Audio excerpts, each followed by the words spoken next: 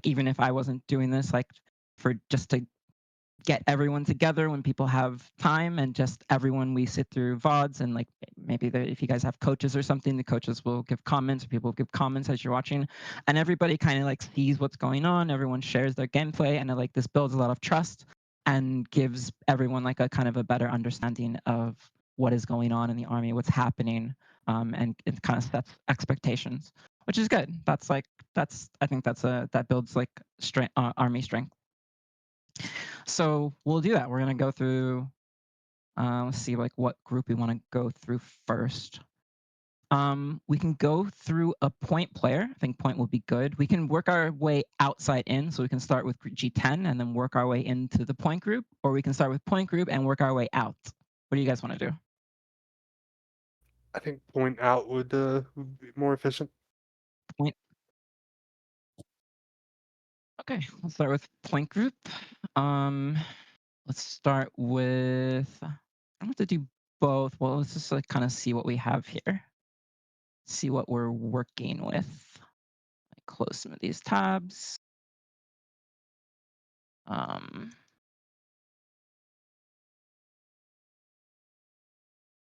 Low key, I have the Snap Grip Lux. It's awesome. Oh yeah, it's good. Okay, Yeah. I'm buying it then. Great. I've supported them since they were in trying to make money phase. Yeah, it's awesome. I've been seeing it around. It's like, oh, it's kind of useful. All right. Let's go through. I'm gonna try my best. Be very disciplined here and not go beyond 10 minutes. All right. So if I go beyond 10 minutes, and anyone's like keeping time here, like just be like, stop. And then if I have anything like important to say, I'll just say it then. We'll go to the next one. So we can get through everything. And obviously, you guys are not here forever. So hopefully, this will be like maybe between 1 or 2 hours. No more than that. I don't want it to go any longer than that. So let's just skip. Let's go to the opening. And you guys are attacking Everfall. So what's on the raid plan here for this? Like, are you just sending everyone over here to A and you just want to take it really fast? Is that the idea? Just take A really quickly? 25, 20. Okay.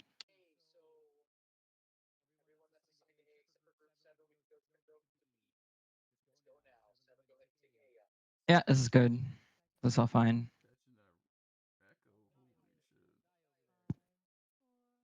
Okay.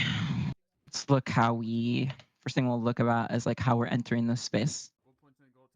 So for some people here, and we'll probably see this in other fonts, like it's always going to be better to enter any kind of space position from like a high position. Doesn't mean everyone's going to come up here, but it's not bad to have a lot more people up here as you're coming in, right? You get to start kind of on the enemy's half of the field, and you're kind of like have a little bit of sandwich pressure and like makes things a little bit more awkward for them as you're coming in.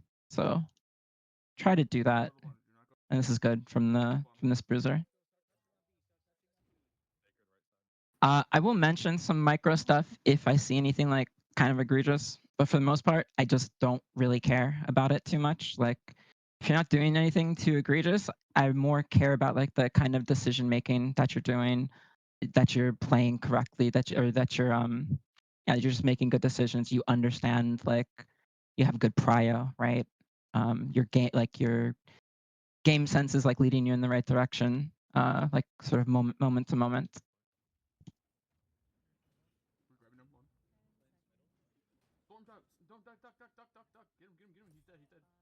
Okay.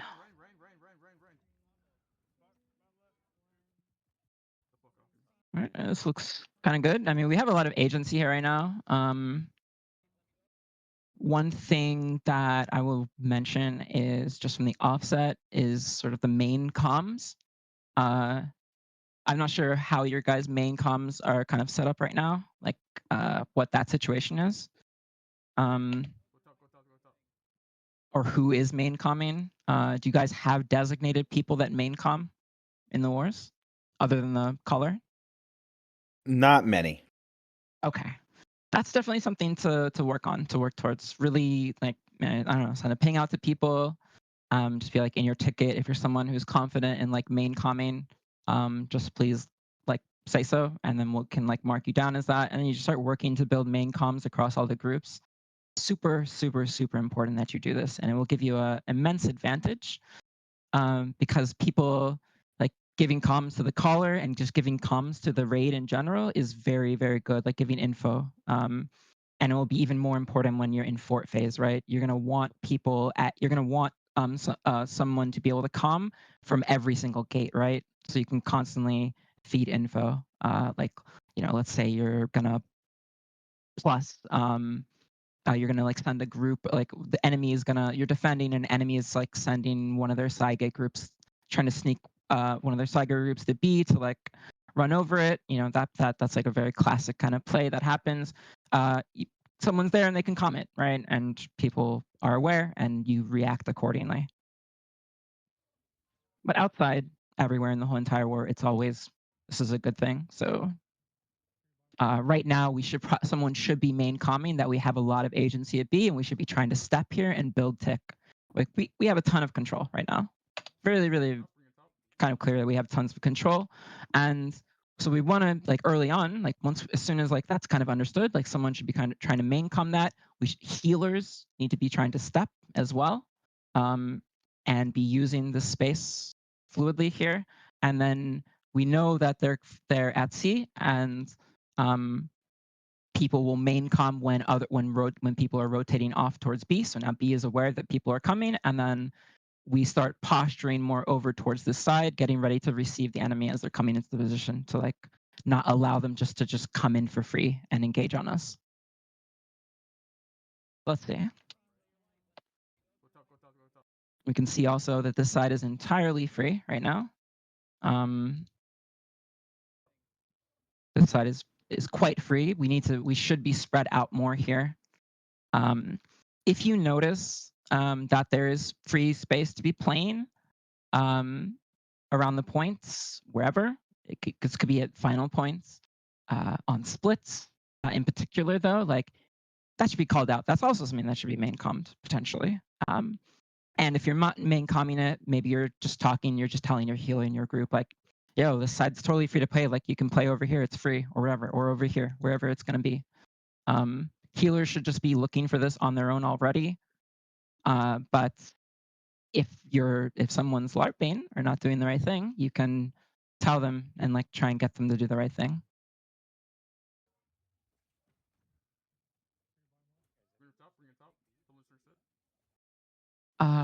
Also, what's your quad DPS and kill? Did you have kill squads come over here? Or are they still are they waiting here? They're just capping A right now. Like where are the kill squads in there?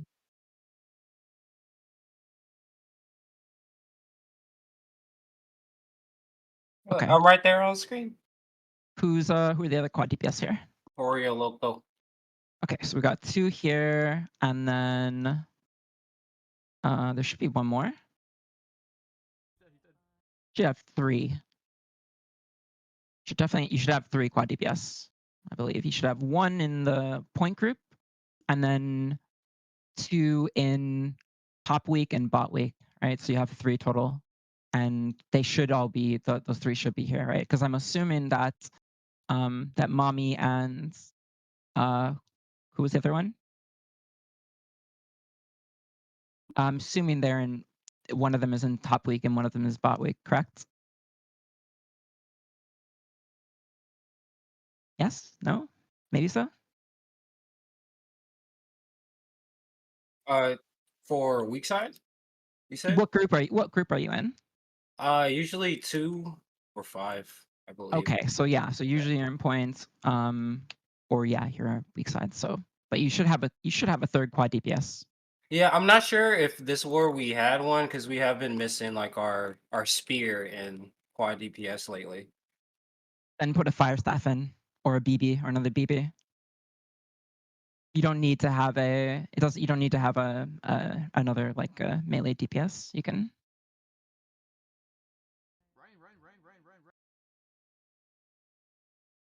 Maybe. Okay. But yeah, you guys will, since that 7 is over there, those whoever those people are, you guys are just gonna have to play life probably. And I mean, in this case, like it's kind of weird because you kind of are sort of have more people for points here because you did 25. Um, but they kind of have agency on the outside because you only have your quad DPS here and your kill squad is back here. So a little tricky. Like could be a play life if this is like maybe more of a normal split. This is like a play life situation. Will probably look more like you're just everyone here is kind of playing their life until G7 gets here off this cap. So just yeah.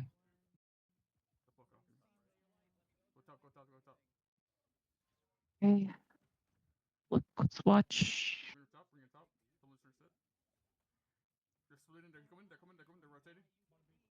Good.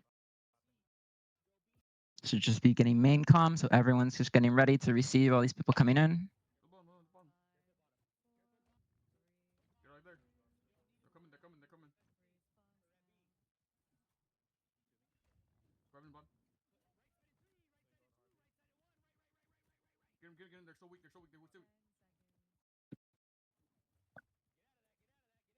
Need to be careful here. Really be very careful here. Like this is not like old. This is not like season 3 or season 4. Like we can't hang around too much. Like you're just gonna get punished. You're just gonna get punished. So we really have to like kind of get value on all of these crashes in this particular meta. Like get value and get out. Because hanging around too much, yeah, you're just gonna get punished. TTK has gone down quite a bit in season 6, and people just take a lot more damage. Grit is gone as well too for bruisers. Jump tech is gone, right? They totally messed up the jump, so we can't really jump out of. We can't really jump away like we used to be able to. So, and then we're just taking more damage. So it's just all of this together just means that we have to respect these crashes way more, and we have to respect static gameplay and respect the reds that are around us.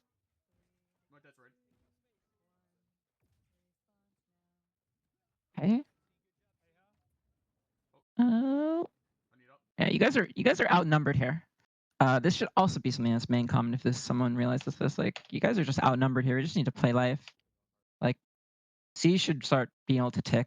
And I think really in this kind of situation too, we should like maybe take a look and see what C is like in this moment from like maybe a different POV. But like C should probably, unless you guys got killed here or something, like C should be hard ticking when I see this many people here. So like either you guys have lost a lot over here or you haven't and they've just overcommitted people to answering this. And then that means like we should just be hard ticking C.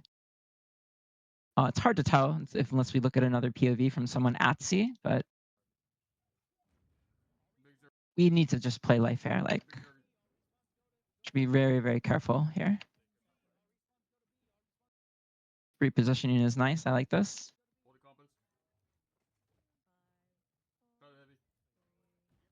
Let's see what we see outside the point here. Go back a bit. So we have like a fight. Okay, so we have good control over here on this side. At least like maybe not good control, but we don't really have any pressure out here, right?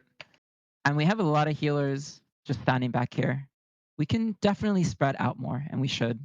Again, like healers, any healers in here, like all the space that we earn on the outside, you must use it, and you must use it like fluidly, right? As we gain space, we spread out more as healers. We push up more. This is really, really, really, really important for promoting, like pushing the fight forward. And not allowing enemy to get value when they want to come contest you, right? So like if all the healers are standing here, this is why healer pockets are really, really bad. And we should try not have healer pockets as much as possible. But if all the healers are standing here and you're like a disruptor and you come crash into this to like hit one of them, well, you're gonna make a lot of other people move too, right? And So now like you're just getting way more disruption value, right? You're getting like a I don't know, like a 2-for-1 deal or a 3-for-1 deal or however many healers are standing there. Like you just get more value out of it because everyone's clustered together. So spread out, use the space, and look for opportunity to step. Healers must be looking to step on split. Right now, we're kind of on the back foot, so that's different. And there's more of them here, so that's a little bit more risky. But we still should be looking for that opportunity. And again, we need to use space more effectively. We need to spread out. And if anyone in like this on points or in this main ball here kind of sees that and sees open space, yeah, call it out. Call people out. Say it in main comms like, yo, healers step at B. Like, what are you guys doing?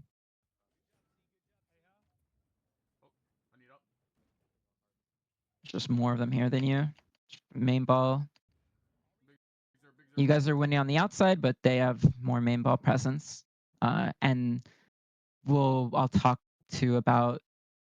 We'll go through some of these POVs. Are all the VODs that I got given, are they all from the same war? Okay. Okay, that's perfect. Perfect. Maybe I'll just open some of them. G1 first. Gonna open up G2. So another bruiser. We might not do both bruisers. Maybe we'll see. I'll open that one up. I'll open this up. This is G3.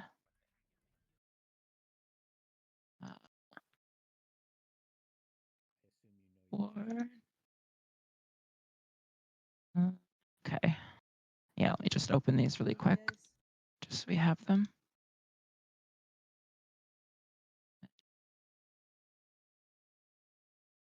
Gotcha. Okay, so we're on G6. What position is G6? What quadrant?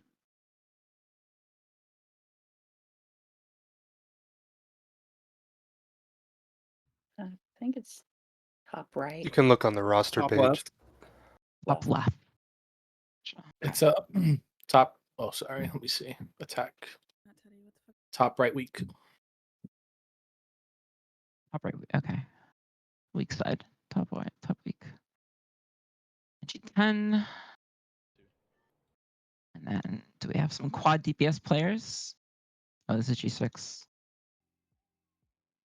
Well, we'll look through because I definitely want to look at some quad DPS POVs. That's really important that is understood. So back to this. I'm gonna go on for too long.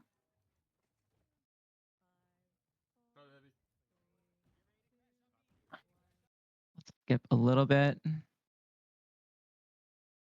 Let's skip to when you guys actually take it. Oh, so it took a while. Let's see.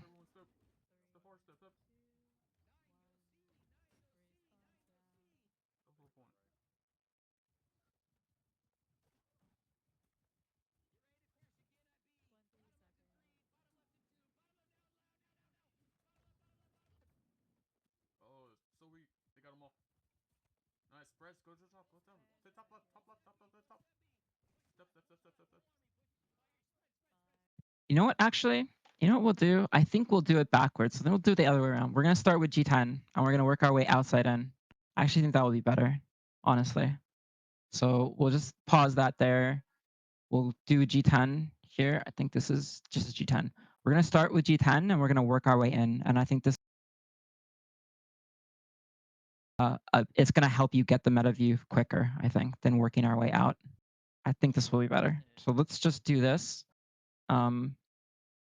I believe this is a different war. This is a defense, I guess. It's the same war. This is the same war. Oh, it is the same war. Okay. Oh, okay. I didn't see the start. I was like, what is this positioning? Okay. Good. All right, let's play with 9 and whoever else is here hard on point until they start sending people this way. Oh, never mind. We have like, oh, this is a 25-25 split. I say we just pull it wide and bring the fight towards ramparts. Let them chase us. Yep. Good idea. Sound good. I'm slightly behind because I trolled and went the wrong door. Good. This is all good so far. It's good that you're wrapping here. Pull me out if you haven't, please.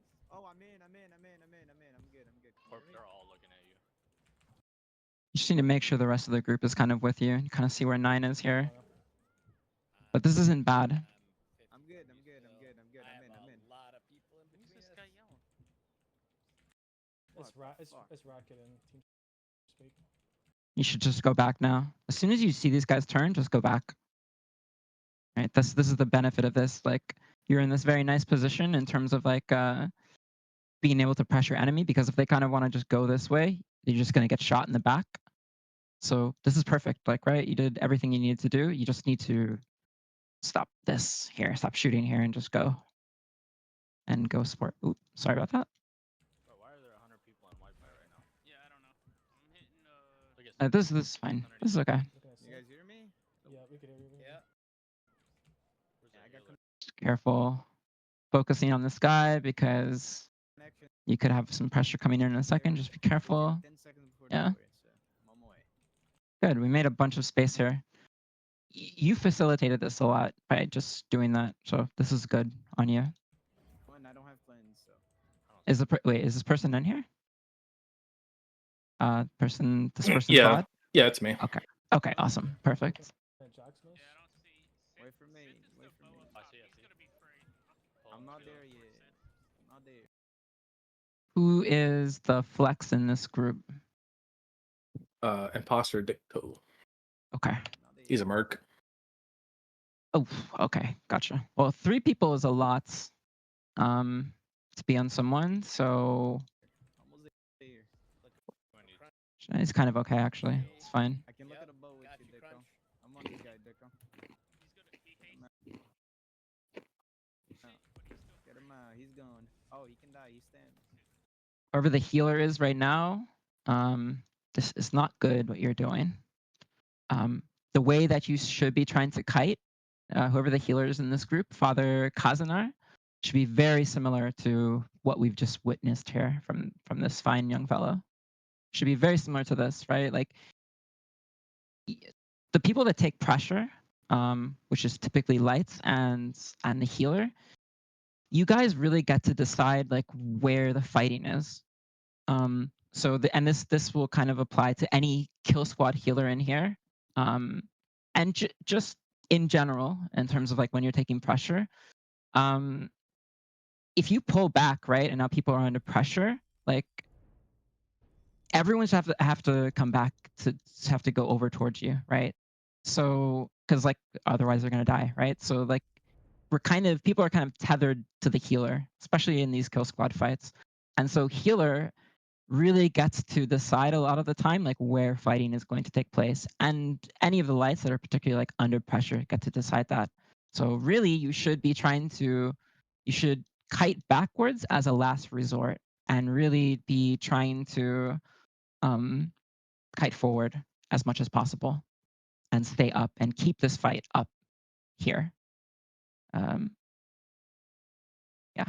because look, if we you can kind of use this principle. I've gone over this like a lot with people, but this principle is very, very important for everybody in here to understand. So when you're trying to hold space or you're trying to play in a manner to gain space or to hold space in general, you have to apply this kind of like directional principle, and that is that like if you want to hold space, like you're going to kite more towards your enemy's side of the field, right?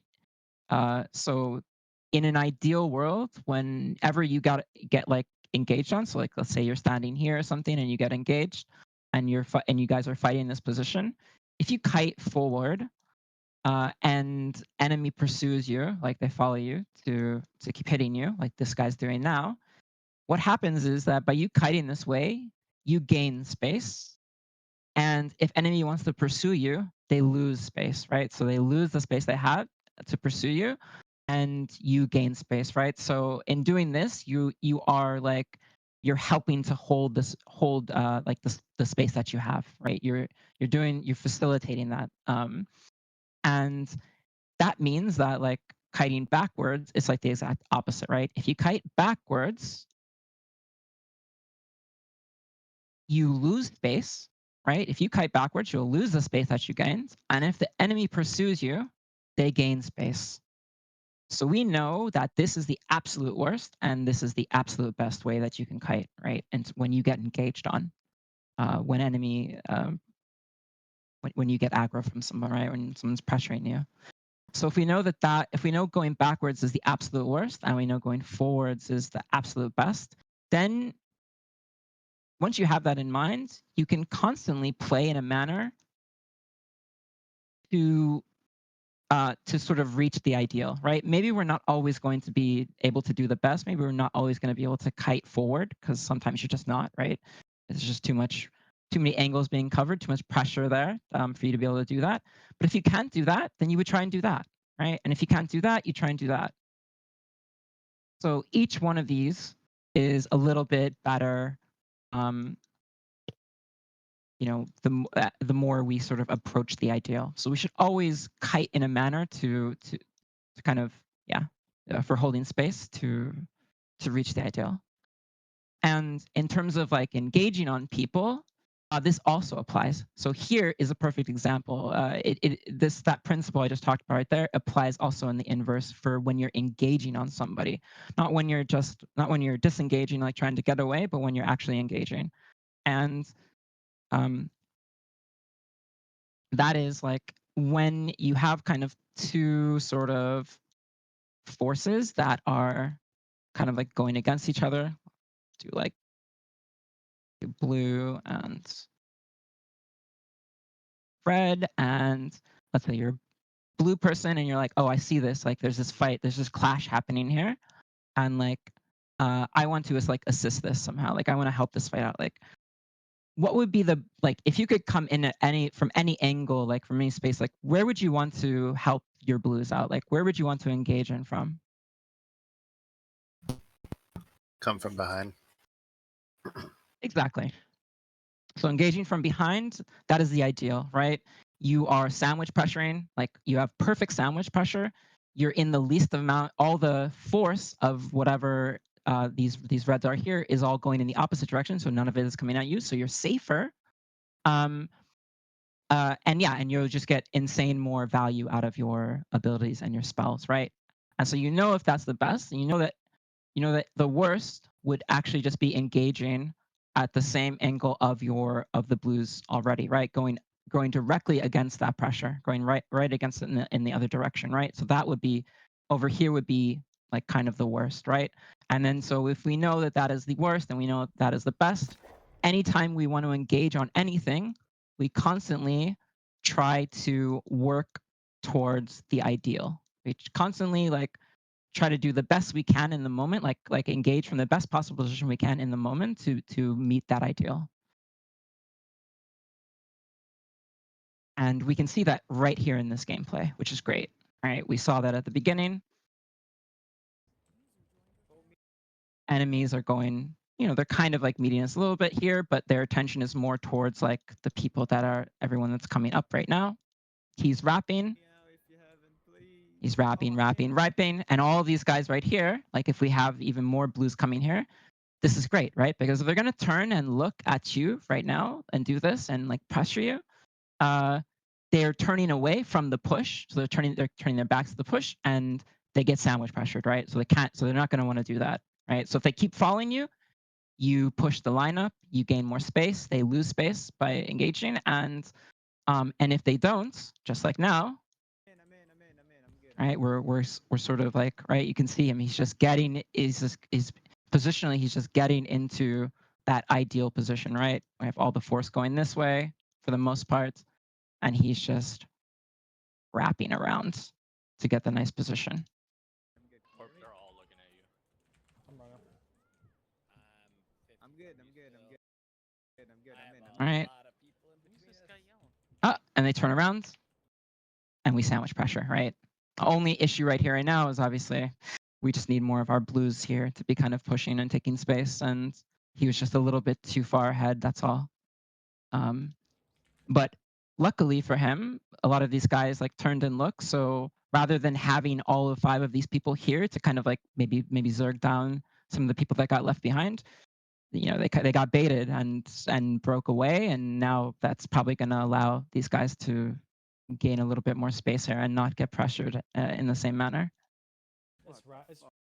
That's great. Let's skip ahead slightly.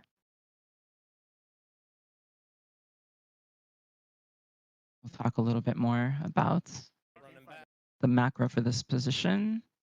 Let's skip actually all the way to this push.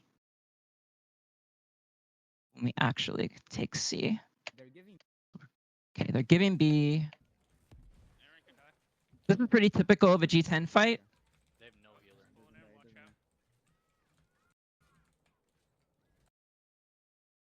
All right, what's going on here? Why are we stuck back here right now? No throw. On Cooper. I'm on air. Okay. I don't know why we're stuck back here for so long, but okay. Player wide, they can go up. Good again. Fine. You wrap. Go up on rampart. One from rampart. Keep prepping. I just walked by for free on rapier. I'm trying to look at. Okay. Yeah, they're just Yeah, he's gonna get bust there. taking it for free for the most part. I'm wide if you need heal. You guys know why you're doing this wide stuff? Why you're going wide? Does anybody know why the wide fight exists? Know what I was wondering? Keep pressure off of 9 and 8. Why are we doing this? Like, why are we doing this to ourselves? It's like, why are we fighting out in Narnia? It's not to keep pressure off of 9, 8, and 9. It's because when any time you're like engaging on like two kind of like enemies are engaging each other, or you're just having this general like 50-50, it's gonna be good. And that just speaks back to the principle I was talking about before about engaging with the best kind of angle, that we have the best angles, right? When we want to engage and have the best split pressure like across the entire army. And that means that like if these two forces are going at each other and they both have that kind of goal in mind, they don't want to let they don't want to let the other one wrap the other one, right?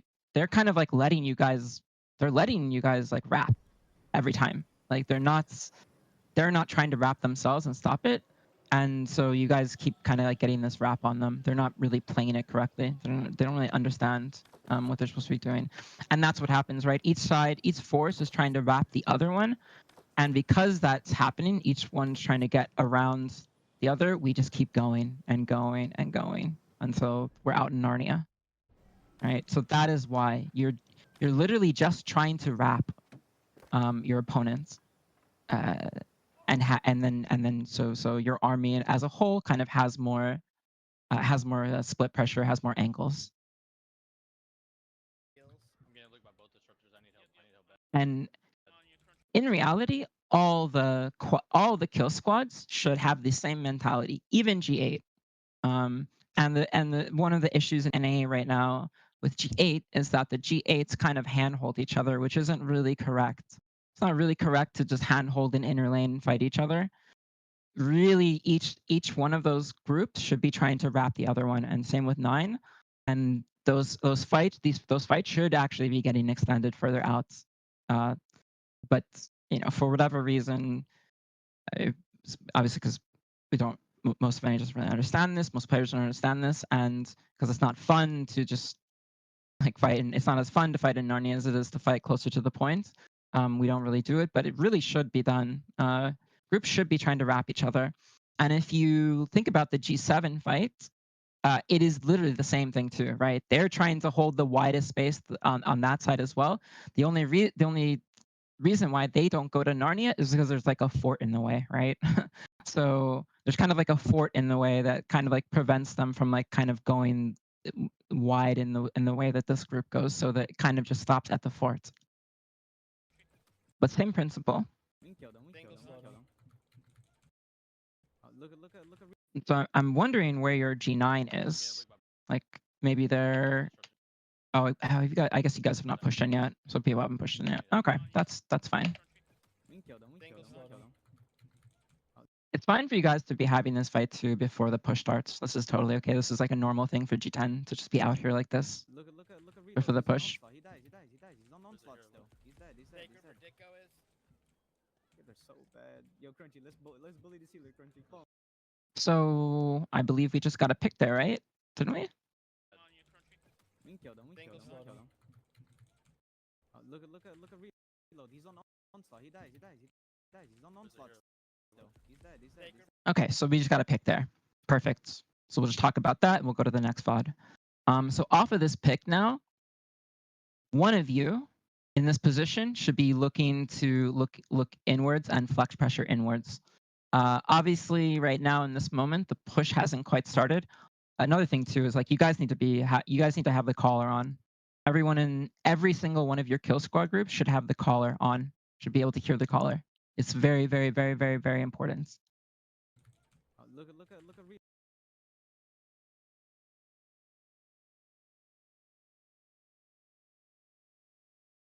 Absolutely. And you're looking to the kind of targets you're going to be looking for as you're going in are the healer in that group and the light, right? So like the bow or the fire staff that's in that group. Those are the people that you're looking for. And then you flip that fight, right? You try and flip that fight and push the lineup for them. And then off of that, they will try and do that to 8. And then off of 8, that 8 will, 8 winning their fight or controlling their space in their lane, they should start hitting bruisers and VGs directly.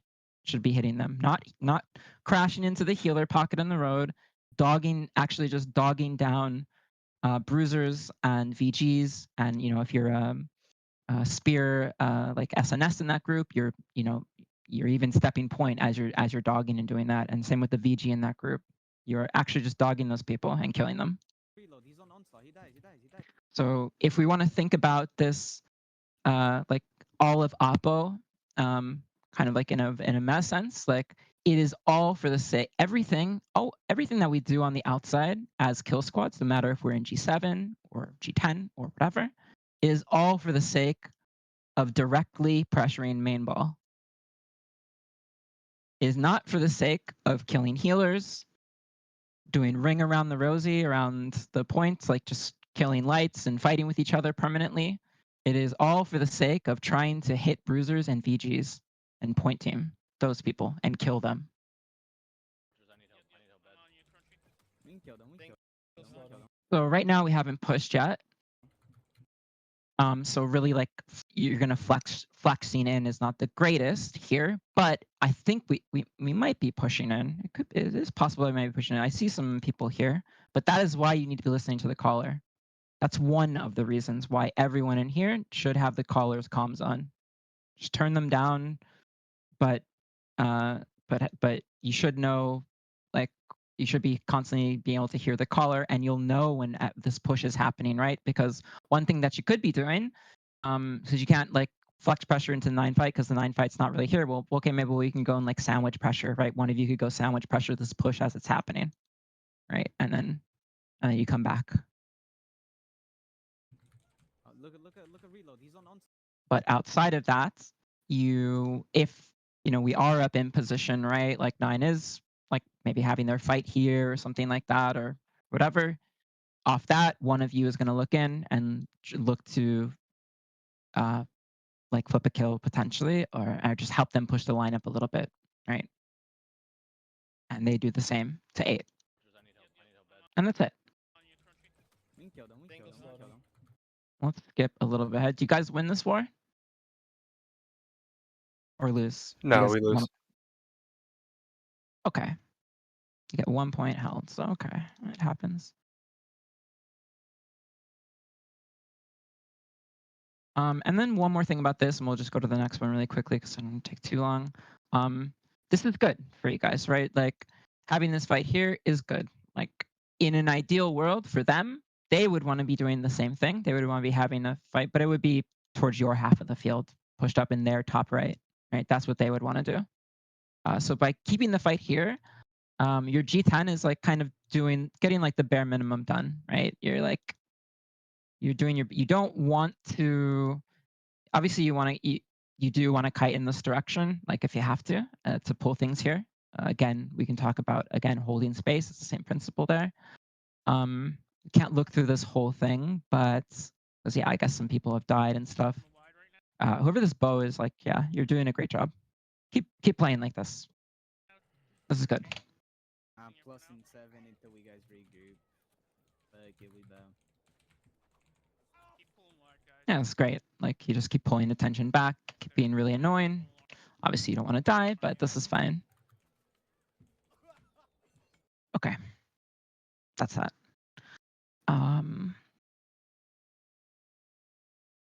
Let us go to G9. Get a little bit closer. G9 is probably one of the more difficult. I would probably say maybe the most difficult kill squad. Depends. You put a lot. There's a lot of good players that typically might go into G10. G9 is a pretty tricky position. It can be a very tricky position because you're kind of like you can get sandwiched.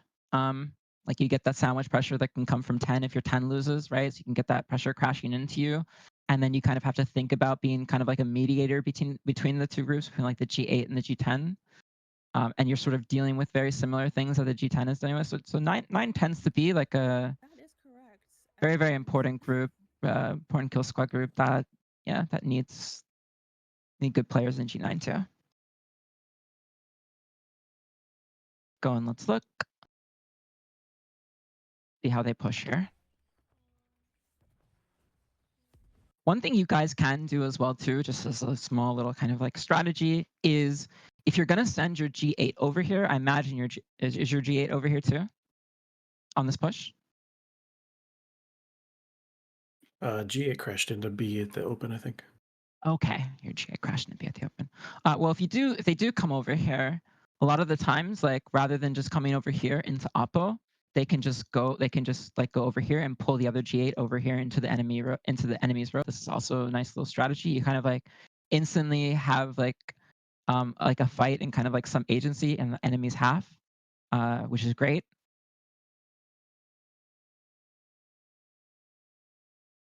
Mhm.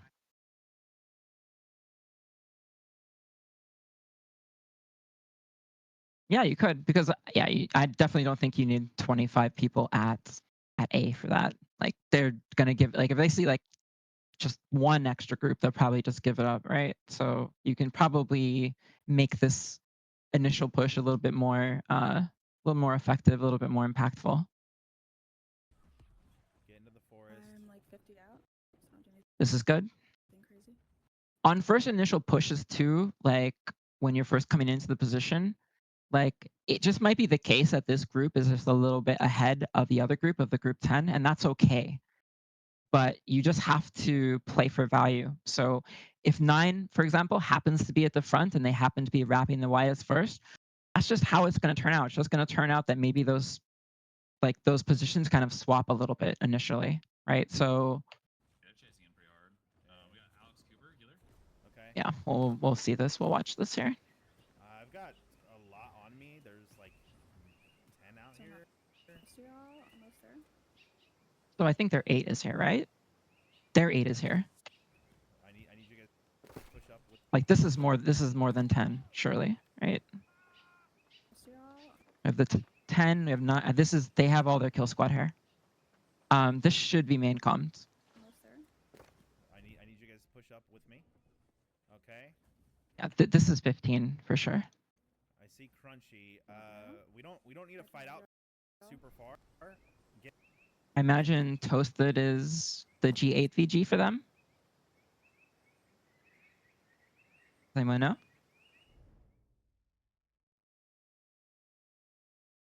Pull back. Okay. I was muted. Sorry. Yeah.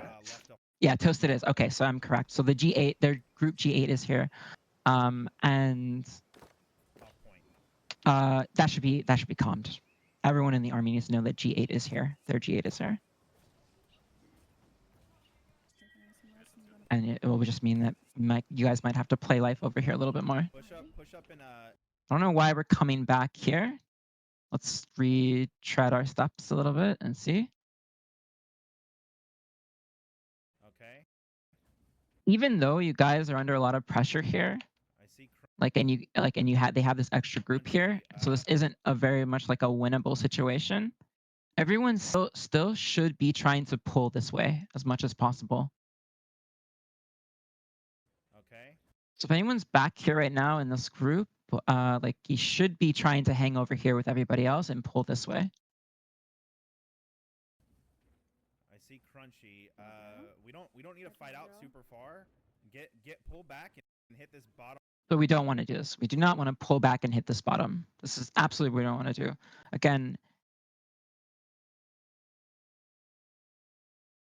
in a very like general macro sense, big picture view, we want to be fighting on the enemy's half. We want to have agency on the enemy's half of the field. We don't want to be fighting on our half of the field. You have less space if that's the case, like, right? You're going to be more likely to be on the back foot. You're giving enemies more angles and more places to exit and come back in. So we always want to be fighting on enemy's half of the field and like pushing the line up of the fights. We don't need to fight out super. So we don't want to go back here like this right now. We want to hold this position if we can. Obviously, you guys are outnumbered here a little bit, so you have to be careful. This is their G8. Get pulled back. But we really don't want to. We don't want to fight off point. We're attacking, right? Maybe if we're defending, this is okay. Like to hold people back here, or to hold people off of the point. That's fine if we're defending. But if we are attacking, we do not want to do that. All these people here, if we're trying to get, if we think most people here think that's the case, even though it isn't. People should be trying to get in and push in and take space. We do not want to fight off here. Can hit this bottom left off point. So we just turn our back to the enemy completely. We come back here. We give up all of our space if everybody comes back here. And all those reds that were behind us, if they're smart and they're not LARPing, are going to sandwich pressure us as we do when we try to do this. And again, we give up our space. If enemy follows, they gain space, right? They gain space, we lose space.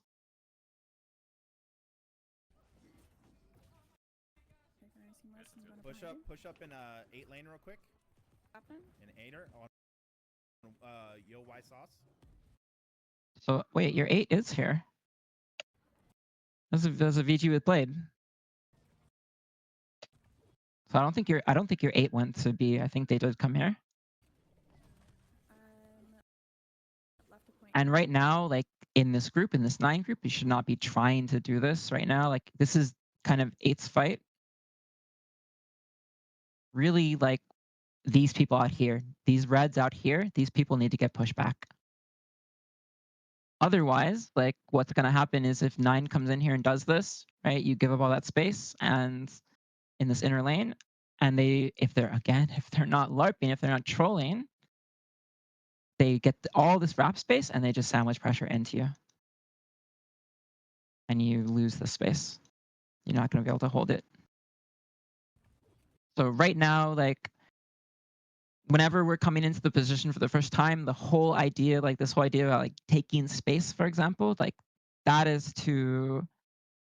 because that we want to be we want to have the best positional advantage possible before we start doing like a back and forth kind of fighting, right? We want to have more space than our enemy. We want to be pushed up on their half of the field more than they are on ours, and then we want to start fighting. So we want to like extend.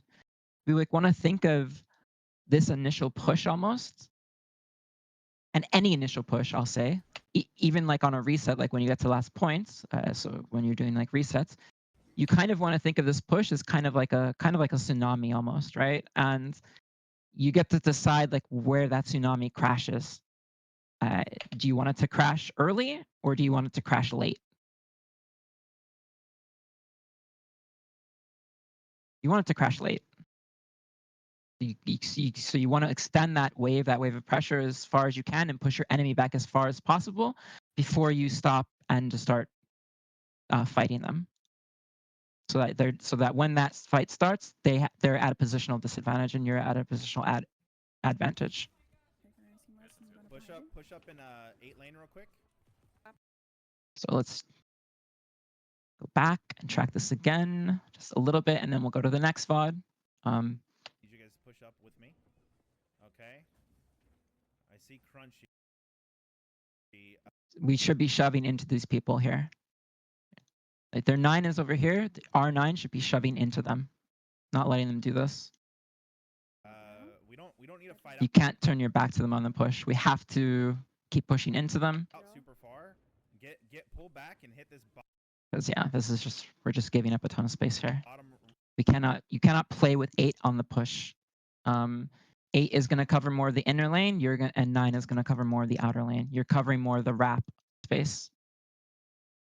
Left off point. Left a point here. All right, we'll look at one reset. We'll look at the first push from this group. We get to last points. Oh, wait. My VOD, I ran out of space on this one. Okay.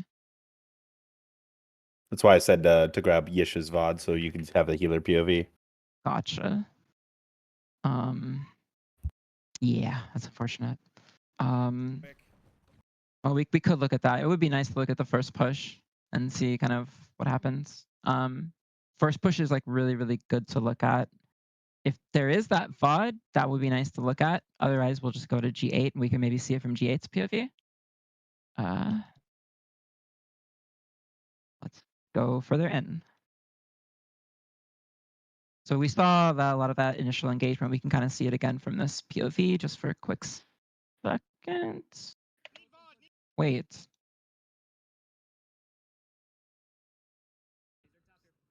Well, they did go B. So who's fighting 8? It's a little weird. 5, 4, 3, 2. Not sure. So you guys, maybe you're outnumbered over there. I'm not really sure what's going on. Let's see the first push. We were outnumbered. That's why I called to back up and push the inner because we didn't have an inner fight. So their 8 was uncontested. Yeah, I mean, it's just the only thing is we're just going to turn our backs to everything, and really, you guys should get ran over there.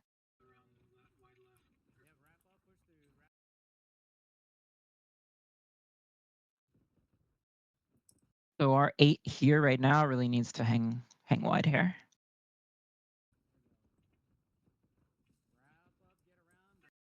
No. Don't go back wherever this healer is. That's me, Frowny. Keep going. Don't hang back here. And your 8 should be shoving into them here. Like we should all be trying to like engage the 8 here, not let them get any more space than they already have. And again, you healer, you facilitate that. So you need to hang further left, and everyone else needs to too. We're just letting ourselves get wrapped here. Just letting them wrap us and then sandwich pressure into us. Not good. Not good. It just makes everything harder, right? 20 seconds. Now you have pressure coming at you from here like this, and just all angles are being covered. So you guys must engage. You guys must start like out here and engage the enemy, and not allow them to do this, because they're not just punishing you; they're going to punish the people here too as well.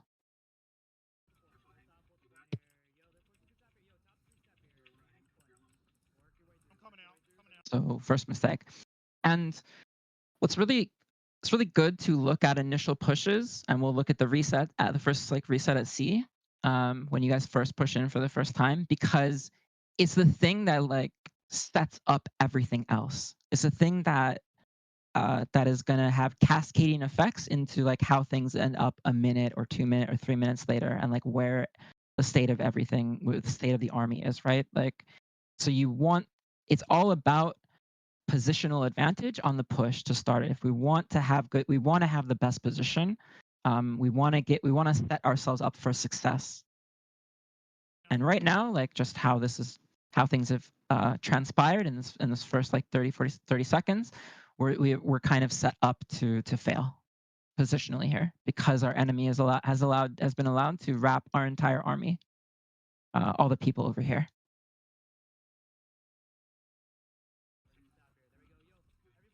All right, and then there's that's that kind of like the 2-for-1, 3-for-1 deal I was talking about, right? So now if you're here standing next to these healers, when you get pressure, when pressure gets like coming your way, when you're getting engaged on, now like other healers might be getting hit, right? And other healers are going to have to move and iframe away and be disrupted. 10 seconds. Yeah, we're just getting totally wrapped around. 5, 4, 3, And they're just 1. these guys are overextended a little bit. Response now. 20 seconds. Ooh. Need to kill that guy. That's the thing. Like you have to, if you're gonna turn around and address it, like you have to get insane value because what just happened, right? We all came back here, so all the space we occupied, we lost that space, right? To come back here and do this. So like if you're gonna ever turn around to kill somebody, like you must kill them. And if you don't kill them, you just all of it is just like a net loss. Like, all right, so this guy just gets away. 5, 4,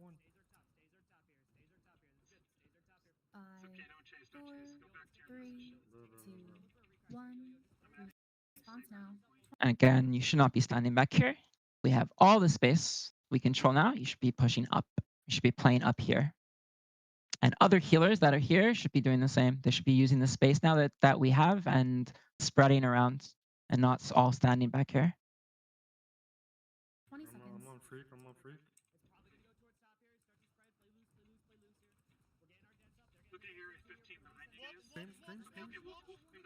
10 seconds. Okay, good. Good. We're pushing up. 5, 4, 3, 2. So this is another thing I'll talk about here for G8. Again, I said everything all leads to the main ball. It's all about main ball pressure. So look, once our G8, and this will be the same macro for the last point too, once we're at kind of pushed up to here, push our enemies back up here, we do not want to shove into the road. That is not what you want to do as G8. What you want to do is all turn on this guy here and dog this guy down and kill this guy. You have to just you have to appreciate that there is no more valuable target in the entire army to kill than a bruiser. Bruisers are the most valuable targets you could ever kill, more than any healer. Maybe like the only more valuable person than a bruiser to kill is like maybe the caller, but still very close. Like probably the caller is probably the most valuable you could get a kill on, because it's very disruptive to like coordination around the points. But bruisers and then VGs are like the best targets the most valuable targets to kill. So what you're saying to yourselves when you shove pockets and you keep trying to kill healers around the point is what you're saying is, I'm going to kill the healers, or I'm going to disrupt the healers. I'm going to not allow any healing. And then my main ball is going to be able to diff the other main ball better and like get and secure kills, right? Which makes perfect sense. That makes perfect sense. And so this is a strategy. It's just suboptimal because you're just taking the long way out. When all you really have to do is, instead of killing healers and then relying on your main ball to actually kill other main ball people, you can just kill main ball people with your main ball people and just kill them directly. It's much more effective, and they will die. Like there's no such thing as a bruiser that's like playing edges and getting dogged by other bruisers and like VGs and getting focus fired by an entire kill squad. No one's healing that. That person's not getting healed. That person's gonna die. That person's dying, or they're charging all the way out here, and now one less person standing on point, and we're ticking, which is what really matters. So for G8's macro in particular, yes, you want to control inner lane space. You always want to control inner space, but you only want to control up to a certain point, and then some number of you, like the VG and maybe one of the spears, and the fire staff as well too in the group. The fire staff should constantly be doing this anyways, which is good. Is actually hitting bruisers and VGs, hitting main ball people. Even like the heavy spear, like you're not just gonna be like dogging these people and killing them, but now you're actually another body on points. Same with the VG. Now we're actually like extra people on point, and we're actually killing these people here. That is what snowballs point. That's what wins points. Not infinite healer killing. It's just good, but it's just not as good. So don't do that. No shoving here. We kill these people. The control that you have on the outside, no matter where it is, and again, I go all the way back to group 10 because doesn't matter how far you go away, all roads lead to the points. The outside control that we have must be like, once we have this outside control, who's ever playing in this space, they have to feel it. It cannot be fun to play here anymore now that your enemy controls the space. And if you're allowed to play here and do this, you're basically just you're going to give the enemy more chances to recover, right? Because even if someone's healer dies, people play live. They'll play life. They'll stand in other sacreds. They'll be smart until their healer is back, right? So again, you're taking a longer, more difficult approach if all you do is just kill healers. Is simply not the way.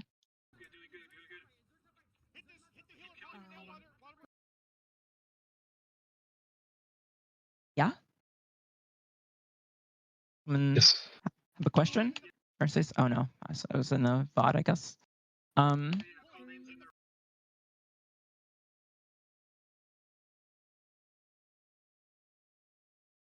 Yeah, so once you are, it doesn't matter if the macro is the same on either side.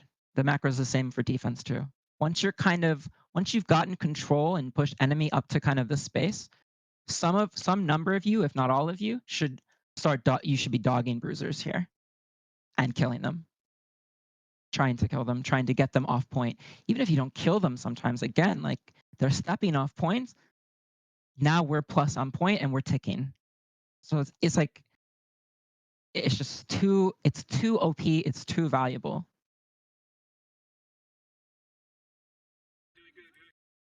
Okay. Next pod, because well, let's actually just go to the first push and just see, and then we'll go to the next pod. We'll go to G7 actually next, and then do we have VODs of any of the quad DPS players? Because those are extremely important to look at too. Yeah, if you can get some quad DPS, because quad DPS now are very integral to the success of a lot of these kill squads on either side.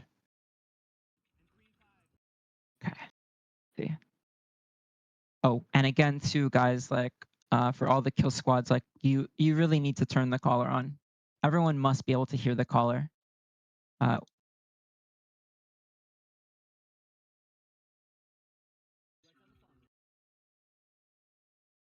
guess we're missing someone from this group, unfortunately.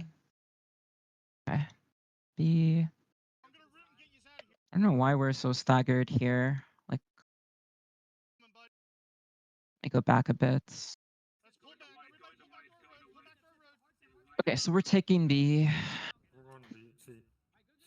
Okay. So you guys want to reset? Okay, fine. 10 seconds. 1256 wrapped at the road. I would not have point group wrapping through the road. I would not do that. That's a little too much. I'll talk about the point group and how point group will help, but they shouldn't be pushing through road like that. 20 seconds.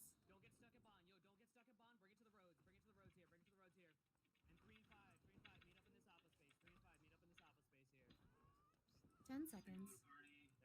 Let's talk about this push a little bit here. Every kind of like initial push. Right, so just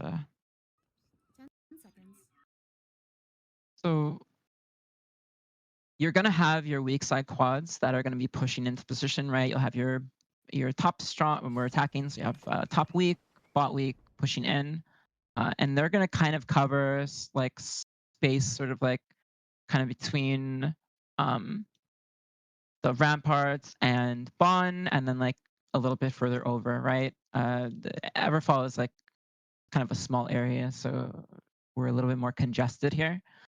And then your point group really just kind of wants to get to point. Your point group doesn't really want to push with your point group doesn't want to be pushing out here like this. That is not what you want them to do. Now, you do want them to support this, but you want them to support them in a very specific way, right? So you're going to want your point group to be jumping on points on this push, like just getting to point and like covering space. But this push from the weak side, it's not the hard push. That's the easy push. It's very, very easy for weak side quads and the point group to get on point and get in position, right? The point's basically right there. You just try not to fight too much. You just try and get to point and not have any fights off point like around here. And you just get to point and you're kind of there. The real push that really, really matters is Oppo, right? So the idea here is good, right? Because you're saying you wanted your point group to push to wrap through road, right? But the idea, so you have the right idea in mind that you want to assist, but you don't want the point group to be pushing. You don't want that kind of congestion. What you really want is you want some number of your point players to get on point and then sandwich pressure the push from the inside. So some number of the point players, and I mean when we go back, when we get to the point, we can look at that and see it. That's how you want to support this Oppo push. You want to sandwich pressure from inner. You don't want to be part of the push. The people that are going to be part of this push, the quad groups that will be part of the push, it's going to be your top strong group will definitely be assisting. They'll be probably the widest and helping G8 to get into position. And then your bot strong group will be a little bit hugging a little bit more towards point and maybe anchoring a little bit more down at the bottom here. They can push through here a little bit. It's just not necessary. Like you don't need that many people for it. You really kind of just need them to kind of maybe get to the midline-ish position and be like kind of underneath it. That's good enough for bot strong. And that's really all you want. You want those people assisting, and then obviously you want your quad DPS players assisting. And we'll talk about the quad DPS, what the quad DPS should be doing on initial push and like after that. Because this is the Oppo getting Oppo set up is what really matters, not weak side. So you push in, and so already like we have a lot of space here, and it seems like we already have control up to here. So we've kind of already like done our jobs in terms of controlling space, and we should already begin like some of us begin pressuring these people here. 2, 1. Response now. 28. I'm still down, Frowny. The loading screens are still awful. 20 seconds. 9 is getting pushed back here, and we'll see what the quad DPS were doing while that was going on.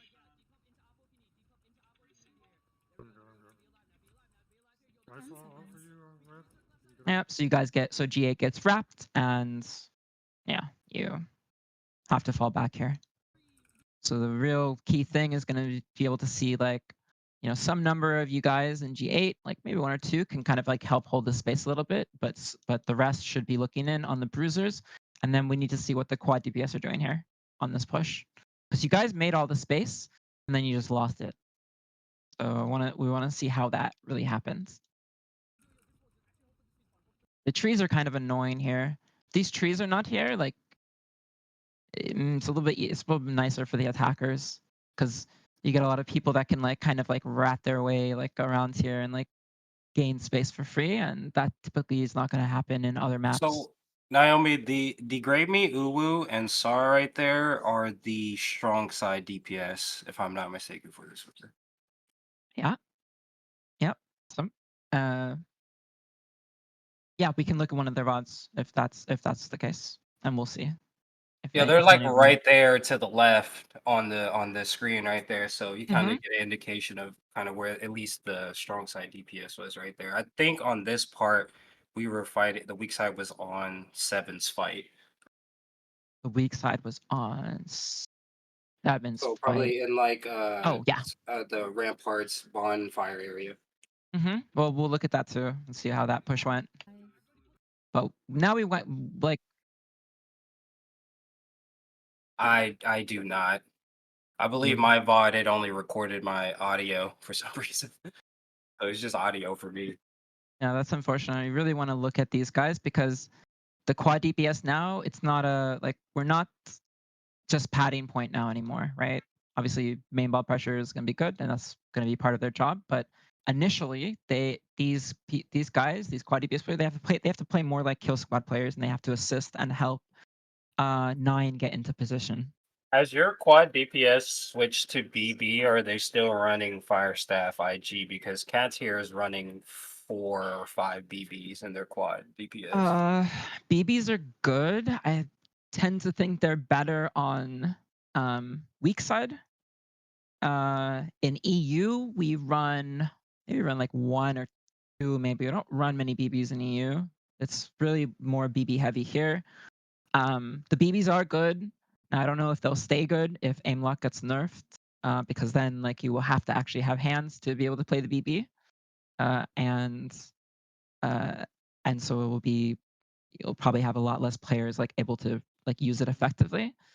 But all the old ones, all the like the classic kind of quad DPS builds like Firestaff, even bow in some instances, and then obviously spears and things like that, like medium or heavy schizos, are still very, very good. They're still very, very strong. It's just there's a lot of with the auto lock and multiple BBs, like looking at the same thing, it's extremely oppressive single target damage.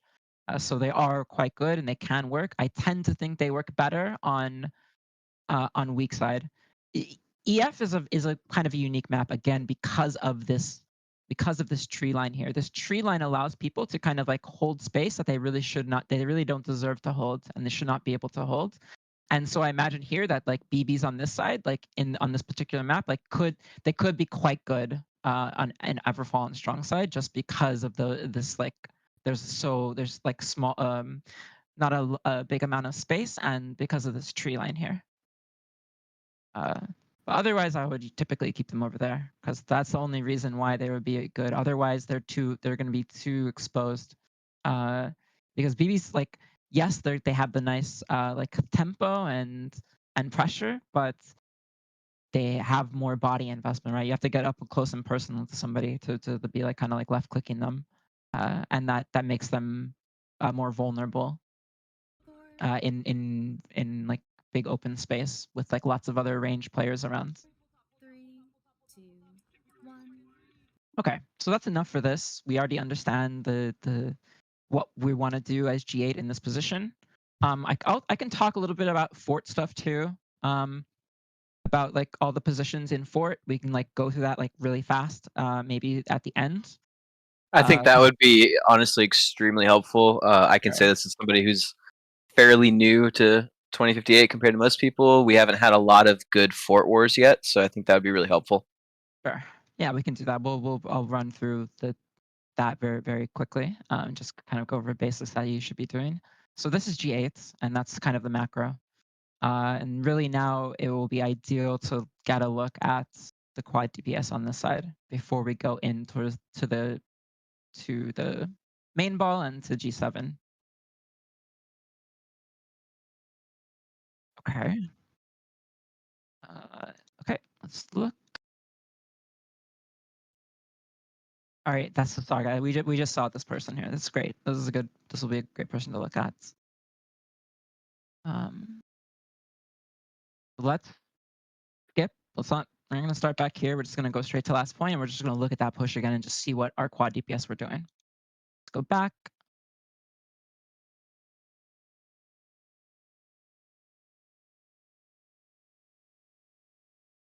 Okay, so this is when we take it.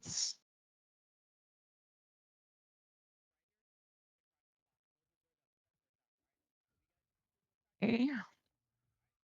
Start from this position. This is the loud it's gonna get.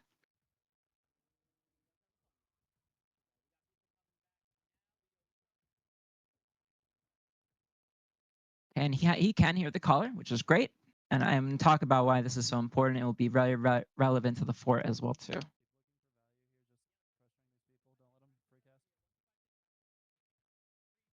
So here already, like we're hanging here too long. We don't need to be here. Right now, like what you should be doing is getting down here and like getting ready to like and holding some of this wrap space, right? You want to prio like the good position. Every range player, you always want to. It doesn't matter if you're a bow out in G10, like the bow that we were looking at before. That bow that was doing a very good job, playing exactly how they needed to. You always prio the good position over actually using your abilities and like actually attacking, right? So you prio the good position first and then you attack, right? So I don't mind him doing this, but it would also be nice if he just dropped down, hung wider here and got into a better position for the push. Could even put a shower right here potentially, and you'd still be casting on these people. But now is also like better prepped to get into position to facilitate this push. So he needs to be getting down from here, not doing this, and not. He's just padding right now. This is pad.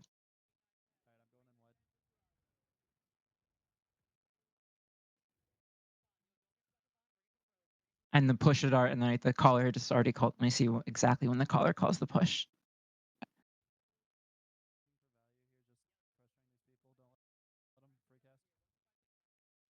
Okay, so now, yeah, 1, 2, 5, 6 wrap inner road here. Again, we do not want the point group to be wrapping around here like this. What's gonna happen too, like when that happens, is if that happens, you're gonna have a massive gap between the two forces. You're gonna have like people here, like the weak side quads here, or just like here in general, and then you're gonna have like everyone over here, and then you're just gonna have this massive gap space between the two forces, and enemy is gonna get to exploit this gap space, right? They're gonna get to sandwich pressure. Now you're gonna let them sandwich pressure from inner, because on defense you should be doing this too, right? On initial push, if you're defending last point, enemy is coming in, you want some of the point team, some of the point players, some of the bruisers to sandwich pressure from inner.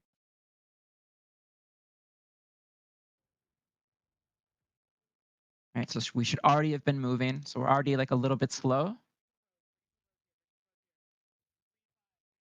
And yeah, you can see like all those bruisers right now are just like looking back over here, and he could have had a beautiful shower right there and just completely just cut their movement. But fine, it's okay. This is good. We're staying a little bit wider.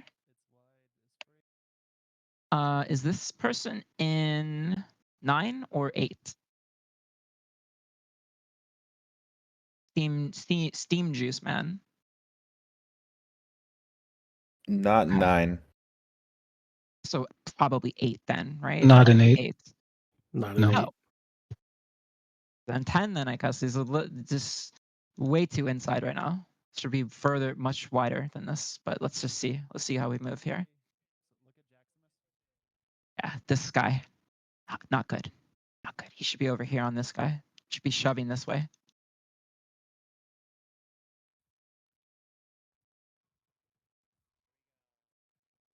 And this is why I do want to see a POV of 9 on this push, which would be quite important to see. Because where is 9 right now? We have, because this is 10, right? There's our bow. Do we recognize any people from here? Is this all 10? Where's your 9? You give it a got some VODs and find out what your 9's doing here. Seems a mark, and he's in 10. This is a different one, by the way. Okay. Well, I'm still wondering where 9 is. I don't know. Yozi's in 9 here. I remember VOD reviewing him. He basically gave up outer lane and just was LARPing as a quad DPS. That Yozi guy is G9 right now. Gotcha. Okay. Where it still feels like we're missing people here. Looks like we're missing some people here, and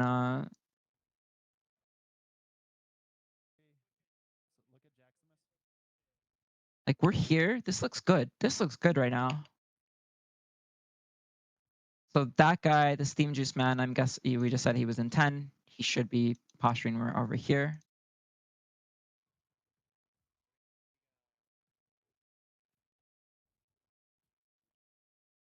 Did your 10 just push through the road?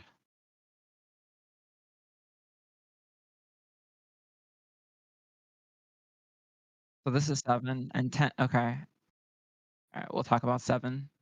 But we have people missing here. Like, doesn't look correct because you should really in this moment here, we should have 10. We should have 10 people plus 3. You should have three quad DPS people here. You're gonna have 2 quad DPS that are one in top strong from the top strong group, one from bot strong group, and then you're gonna have the G8 healer should be playing with the quad DPS. That's something you guys should try and change. Whenever you get to the last point, the fire staff player in G8 should go into comms with the 2 quad DPS out in Oppo, and they play as a trio. And that 8 fire staff does not play with their 8 with G8s. So you're missing people here right now. Like not everyone is here. There should be like at least 13 people here, and we don't have that. So this is why we're kind of getting pushed back here because people are missing. So you need to be able to see VODs and see what everyone's doing.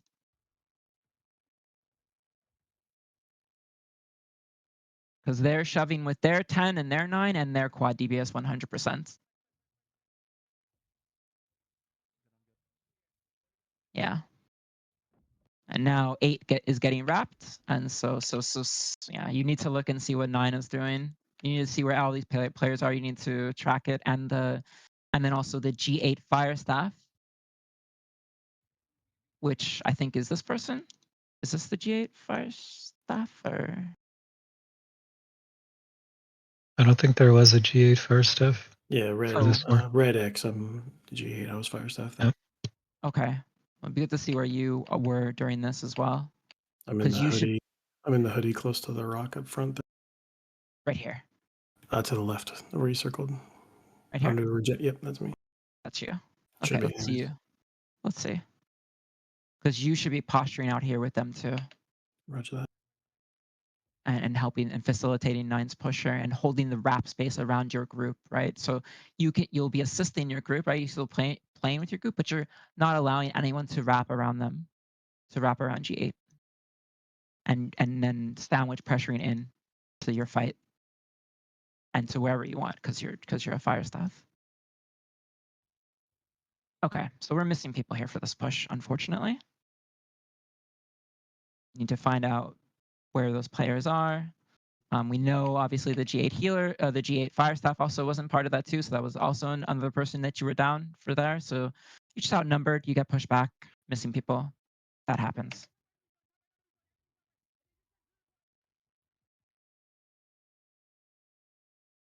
Okay, we'll just look at a little bit more, and then we'll go to G7, and then we'll do main ball.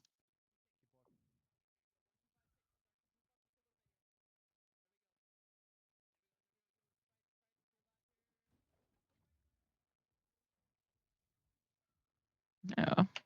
What are we doing? So here, not good. This is what we don't want to do. So what we want to do is we will go back to when you guys get pushed out. Let's just watch it happen again. Oh wait, this is later on actually.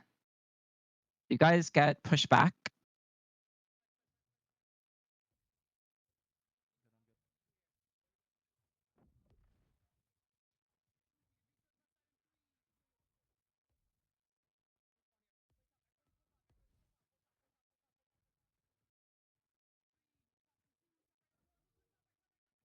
Now at some point here now, you need to go straight back and do it again. Start wrapping again.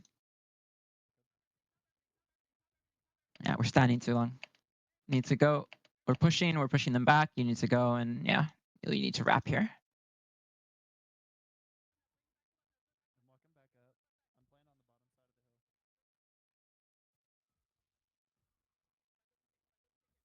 So for all the quad DPS out here in Oppo, for any of you guys playing this position, the way you want to approach each of the pushes is you want to help 9 first. You want to facilitate 9 to get up and make space. At least to the midline, like, you know, right across until you're in the enemy's half. And that's your first prio. And then let me see if I can get a slightly better view of this. This is slightly better. So you want to help your 9 kind of like get up into position. That might be, however far that might be. And then at the same time, you want to be controlling the space between this group and G8. So quad DPS players, that's what your goal is going to be. Quad DPS plus the G8 fire staff who should be playing with them in comms. That's kind of your prio. You help 9 just to get up and take space. You help them kind of hold their position a little bit. You monitor the gap space between these two groups. So you try not to allow anyone to move through this gap space or wrap around G8, right? So like if the G8 fire staff is like playing with them and maybe not playing out here, the G8 fire staff is trying to wrap, whoever's trying to wrap around G8, you stuff that, you punish them. You don't allow them to do that. And if all that's kind of happening, we kind of have good agency, then your last prio is to look in on G8 and flip their fight and then look towards main ball, right? Some of them will look towards main ball. You can throw some spells to help, again, that help them hold space, but some number of you can also look in and be throwing spells at the main ball as well. So you want to reiterate, you want the group 8 fire staff playing in comms with group 9 and Yep. essentially helping push their fight. Okay. Yep. I have not been doing that. Noted. Once you get to the last point. So until then, that fire staff will be in comms with G8. And then when we get to the last point, whether it's on defense or attack, they go into comms with them and they play as a trio quad DPS. Roger that. And obviously, like very basic stuff, we want to be calling out targets, focus firing, very, very simple. Like that has to happen. That's bare minimum. Like they have to look at the same things for the most part. Right, so really right now, you would also have that other fire staff from G8 out here, right? And there ain't no way like you guys are getting pushed back as a trio. Like if you're controlling the gap space, you're going to be pushing people back. If you're controlling it good. I mean, you're kind of already doing it just a little bit. The only issue right here with you, I would say, is that you need to be a little bit more active with your IG for holding space since you have an IG. So here, like I'm not coming in with this. I'm coming in with my IG and I'm storming first before I do anything, before I cast a meteor or anything like this. Right, so I'm not doing any of that. I'm casting my storm on all these guys that are trying to move around the space to break their movements, to make them want to maybe go in a different direction or stop chasing or whatever. And then like I'm looking to maybe throw down a meteor or something. And I'm also looking for looking for shower value and not purely using my shower defensively. All right, we could just have a storm down right now on these people that are trying to play there and a meteor on them. Just bombing them as they're committing to this to help us hold space up there.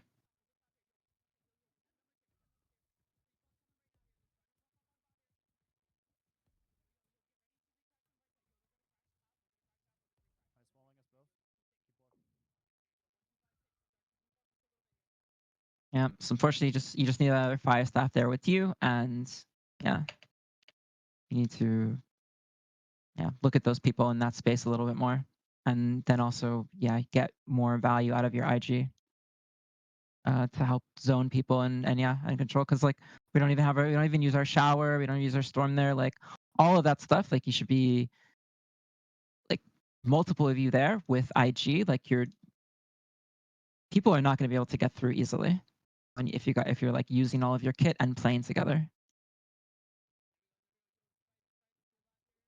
and then immediately, like they don't even keep coming. Like they just go back for some. I don't know why they go back, because they have this space. They should just be like cutting into this. Maybe some of them are, but this doesn't look like it too much. Like go straight back.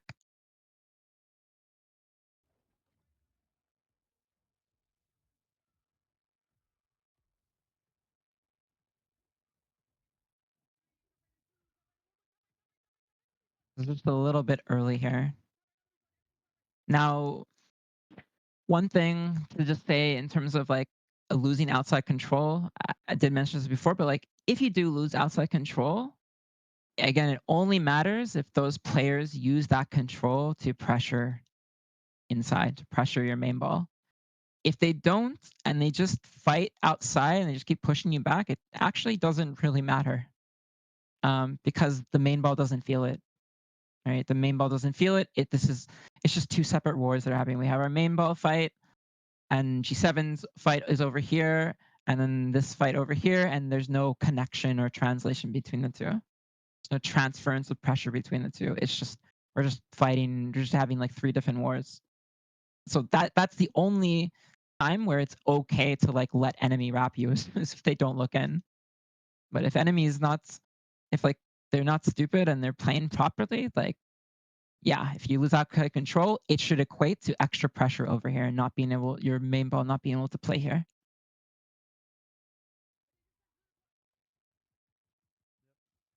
Okay, let's go to 7.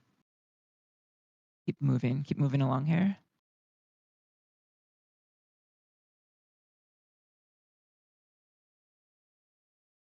Seven, G7.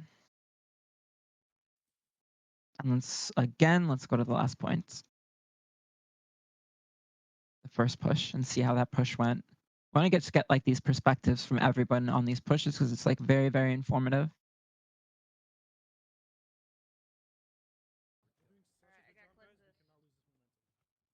my fucking god, let me buy.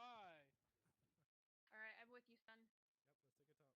Okay, we push into position. Perfect. Their G7 is completely trolling wherever they are. I'm not sure, maybe you guys killed them. I don't know. Maybe did you guys just kill them or something? Like in this group? Maybe?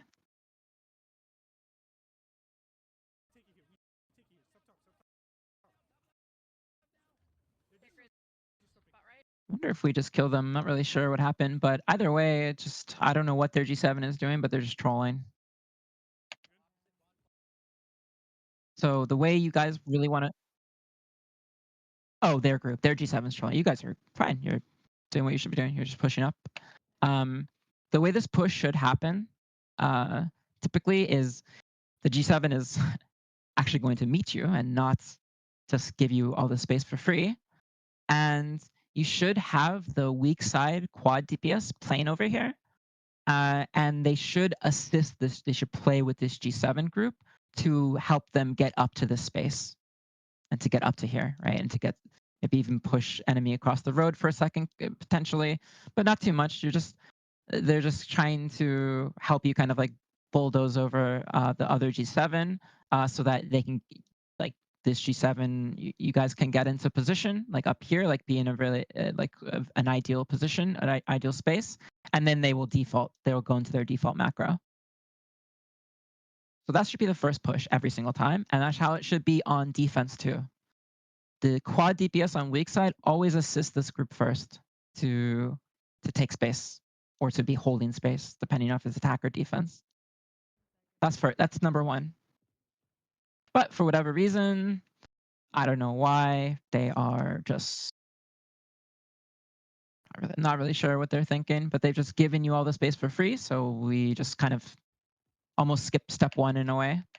And we're kind of just already in position here.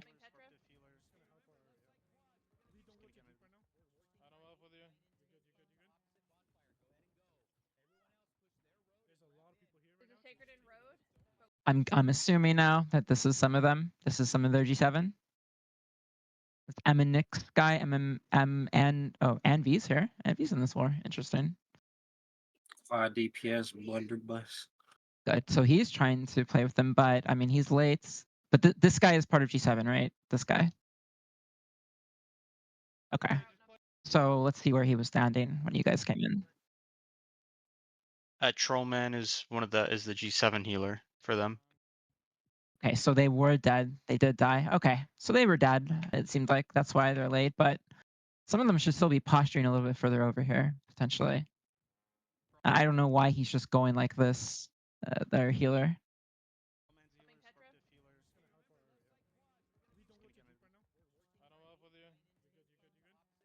So your sender. Wait, no, you're Yeah, I your went in sender for or their. Yeah, I'm the sender. okay. Gandhi. You should definitely probably adjust your builds here.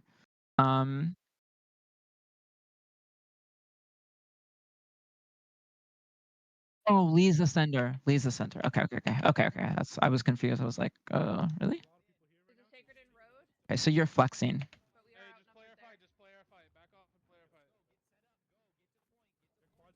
And now they're quad. You're there. Yeah. So Anvi's doing what he should be doing. This is what I tell him to do, and this is what should be happening. So your quad DPS should be assisting you here. Obviously, you're just a little bit early, and then they came. But they should have come up here anyways, just so they would have been up here with you guys initially. And yeah, they should be helping you here, right? Because you're gonna get pushed back now. And this is gonna be a very difficult fight to win here because you're playing against also other quad DPS people. So you guys have to be very careful here. Like it's not super like this being winnable is gonna be kind of a long shot.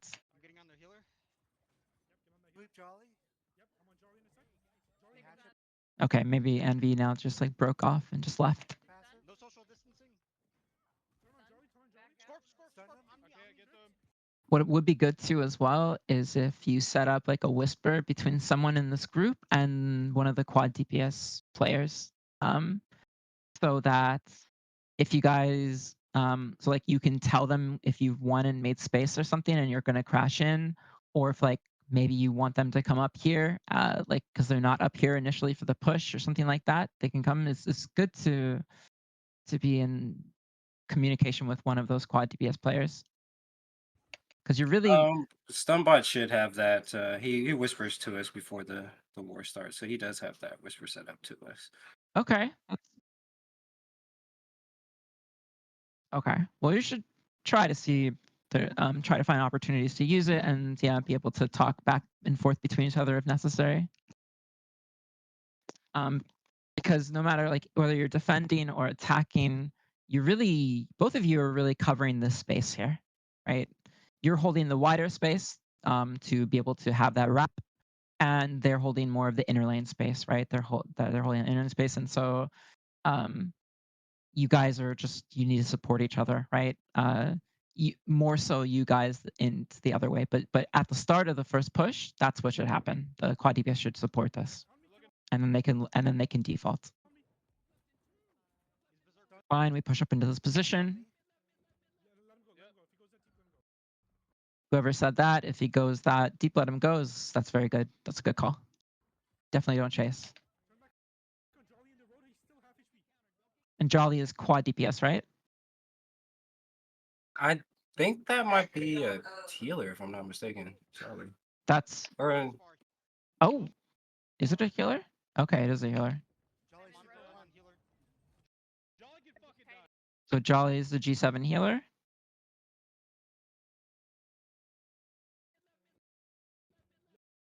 No, May is the healer for G7. So what is Jolly doing over here? Who's Jolly?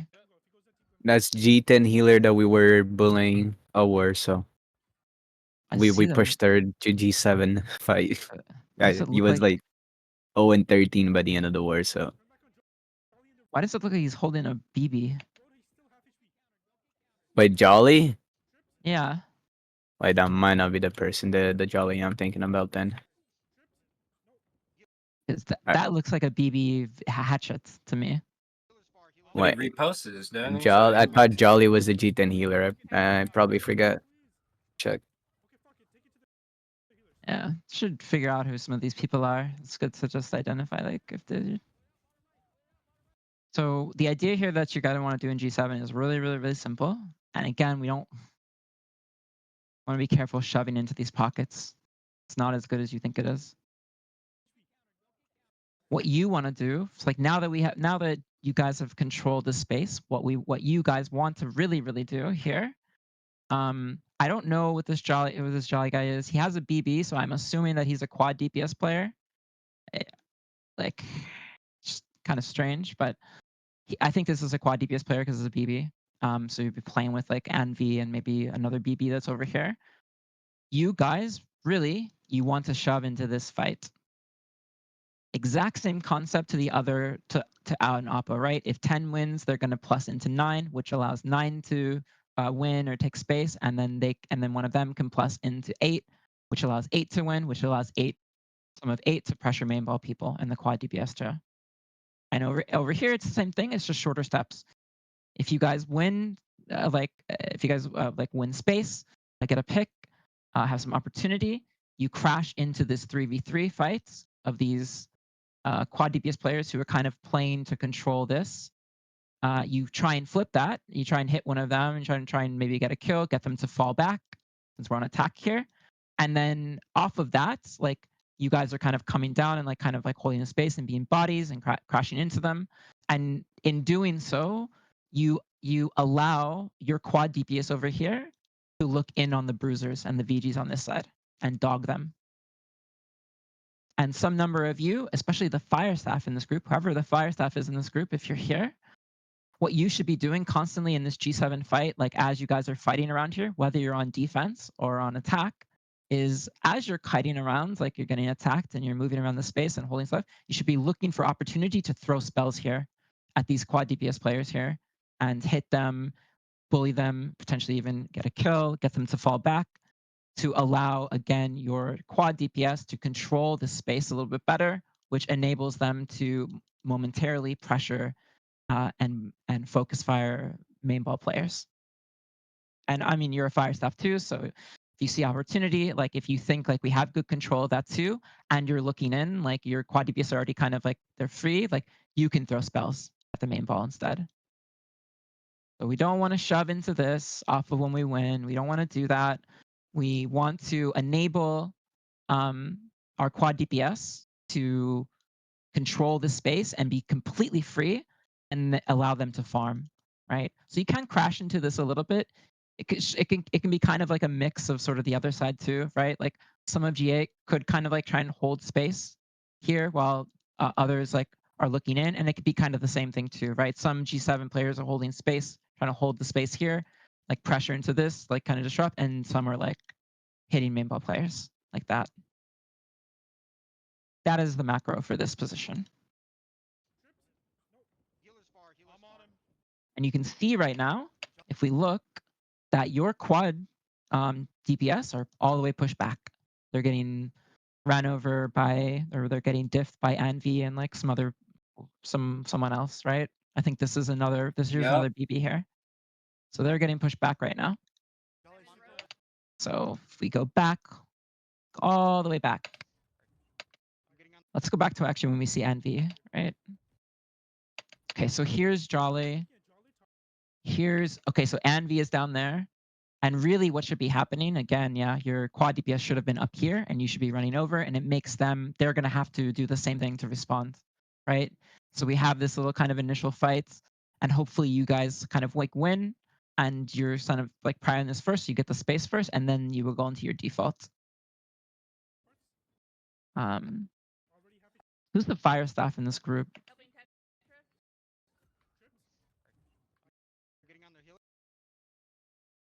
Dopamine. Dopamine is the fire staff. Yeah. Okay, he's standing back here. Yahtzee Dopamine, is if you're... the Merc fire staff. Dopamine is the healer. It's usually as Lixie though, the Gov or Gov. Okay, so it's But it's Yahtzee right now, but he was a Merc, so he's not in company. Oh, so they're just using this account to play? Dopamines are in company healer, but Yahtzee was the Merc fire staff for G7. Oh, okay. That makes sense. So that fire staff should be kind of posturing more up here and firing in rather than trying to go like this. they can still pressure whatever they want to. They just, again, you always prio the better position first before like using your abilities and attacking. I'm getting on their healer. And 100%, if your quad DPS are here, like helping this, you're just pushing these guys back. But right now, the quad DPS are they're just fighting the other quad DPS, and they're probably getting diffed. From what it looked like. No social distancing. I'm assuming Jolly is actually part of this G7 group. I don't think he is a quad DPS.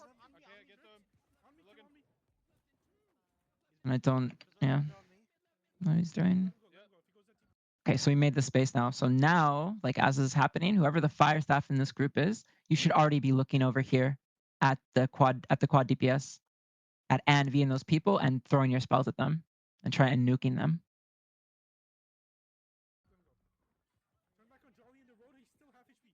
So our fire staff is way too wide. Our fire staff should be here and should be looking over here right now and getting value. And it's really important for the fire staff to, yeah, I mean, here we go, right? The fight's happening right here. And right now, like, guarantee you, like, if your fire staff is looking over here at this and looking at these guys, like, it's going to enable your quad DPS to, like, win this fight better because these guys are going to have to start falling back because they're just they're getting sandwiched, right? And it's just taking too much pressure.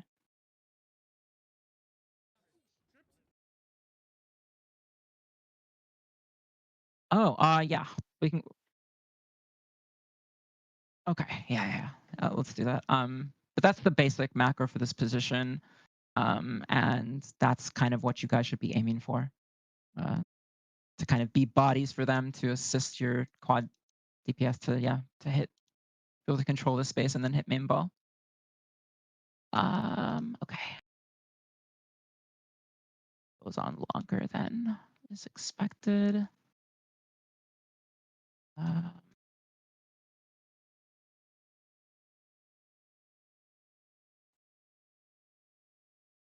Yeah, the only other thing is we could talk about the quad DPS on weak side, which it is important, but I kind of laid it out there, like for what the quad DPS should be doing. So if you're quad DPS in here, that's what you should be doing. Initial push, assist G7, then you can default.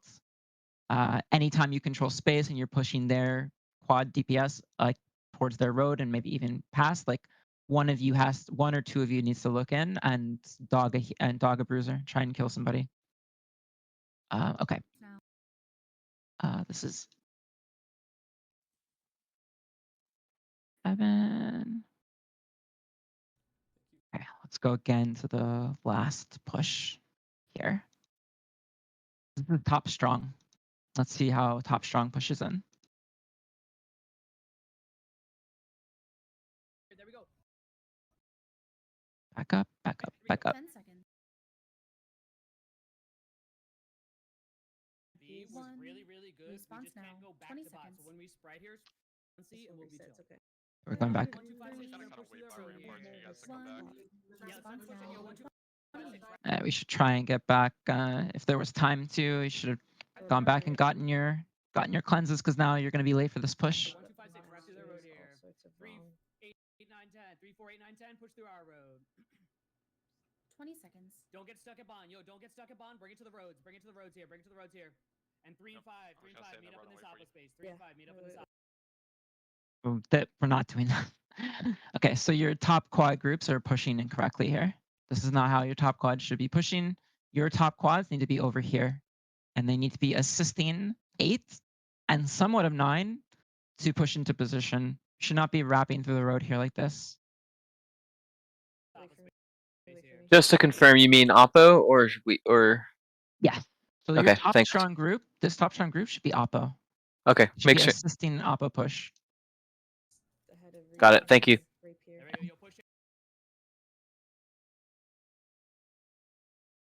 What you want to be doing is really you're trying to get G8 into position, so you're sort of pushing with them, but you're really more kind of hanging a little bit wider. And if 9 is close enough, you could kind of like push with them too a little bit and then crash into this and then default. That's what you can do. Now, if you do this, and if you just go up to the top side, well, they're not going to have your bodies there for the push, so the push could be a little bit more difficult. And on other maps, if enemy plays correctly, and because you should do this on defense as well, they'll send their top strong group to help this push, and there'll be bodies, and just your push is getting completely stuffed while you guys are pushing through the road. So really, you want to avoid doing this. The only time that you really, yeah, unless this is specifically called because you guys are trying to make some kind of weird play or something, like do some kind of weird splits on the push to like throw off enemy. The only time you're running through the road like this, and this applies for or coming into this high position like this through on enemy side. Yeah, and this does apply for like almost any position, is off of respawn. Like if you die, right? Then you'll come back in and you can try and find some value, flip some kind of fight somewhere, and then default into your position, right? Maybe you come into inner lane here like you're doing right now and sandwich pressure, and then go into your position. But on initial pushes, on resets, you don't. That's not what you do. Push in. All right, give me a second. 80 meters out. Here we go. This is just kind of all this is really doing is helping us make a little bit more space. But we again, our G8 is already up, and so we already got space in our G8, right? So this really isn't helpful, right? It would be way more helpful if you guys were just kind of on point now, and G8 has a space, and you're on point and like actually contributing to potential tick. And some of these G8 players are dogging the people that you be dogging and hitting together right now. This isn't very helpful. One response now. There we go here. And we do a little disruption, they'll disperse a little bit, and they'll just come back and they'll just be healing again. But right now we're just not ticking. There we go. Yo, 3-5. Look towards mid apple here in 3, 2, 1. Yo, look towards mid apple. Mid apple. Look at this inner lane. Look at inner lane here. Yo, 3-5. Look at inner. There's nothing in it right now, so I don't know why we're calling that. We should just call this crash on here because this is good crash on this side potentially. And the thing is, like, we've wrapped a little bit too, so we've kind of like we're missing some bodies up here for like crashing into this because they kind of wrapped a little bit too much. Spread. Good. Now live. Now spread. Oh boy. Okay. Let's see. Push in. All right, give me a second. 80 meters out. Here we go. 2, 1. Response now. There we go here. There we go. Yo, 3-5. Look towards mid apple here in 3, 2, 1. Yo, look towards mid apple. Be midline, like be strong side, just crash strong side. Look at inner lane here. Yo, 3-5. Look at inner. Yeah, and you have no one really up here right now blocking this off. And spread. Good.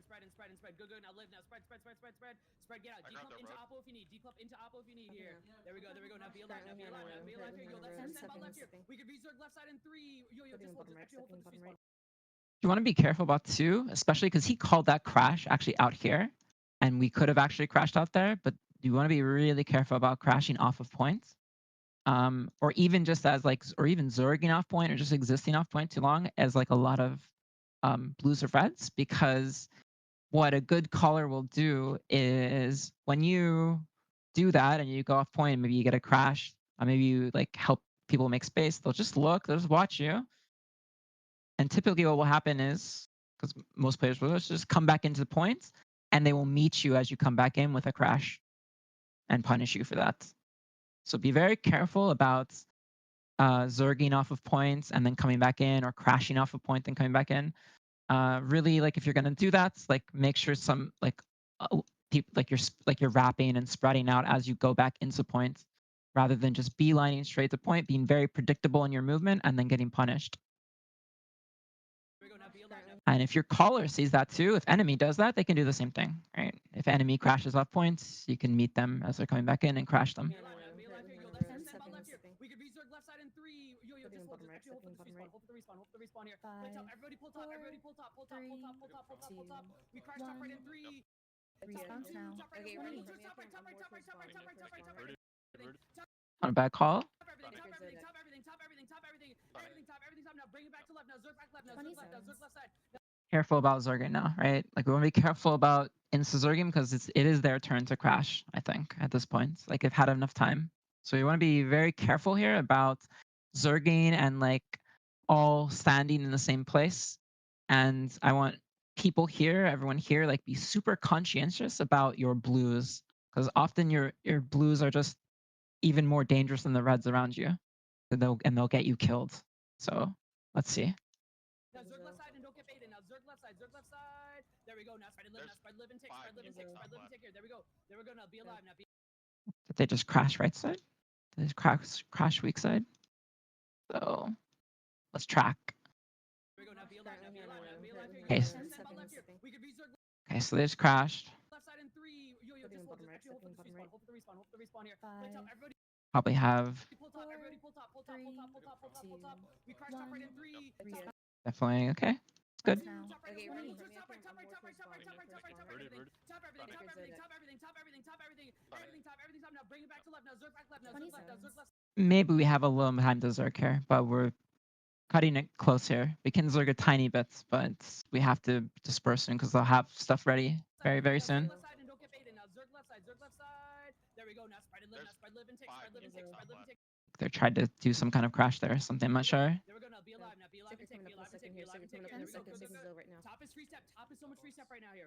Here we go. Yo, hold this top. Hold this top. Hold this top here. Yo, we still take. Yo, we have numbers here. We have numbers here. Respawn's coming right now here. They're starting to respawn top here. There we go. Yo, get ready to recrash on the right side. Yo, they're gonna crash top. They're gonna crash top. Hey, we're ticking. We're gonna recrash. We're gonna recrash here. Yo, just keep taking, keep taking, keep dogging here. We don't know where they're crashing just yet. 1, 2, 5, 6. Start to group up just a little bit here. There we go. There we go. There we go. Yo, spread, spread. Just be alive here. They're starting to clump up right side here. They're starting to clump up right side here. We're playing for one big recrash. We're playing for a really big recrash here. We should be ticking a little bit more here. Curious to see what's going on over here. Maybe there's extra pressure on this weak side. Be interesting to see. I feel like we should be ticking more here. People really need to get on. Again, healers, any healers in here, like be looking for opportunity to step.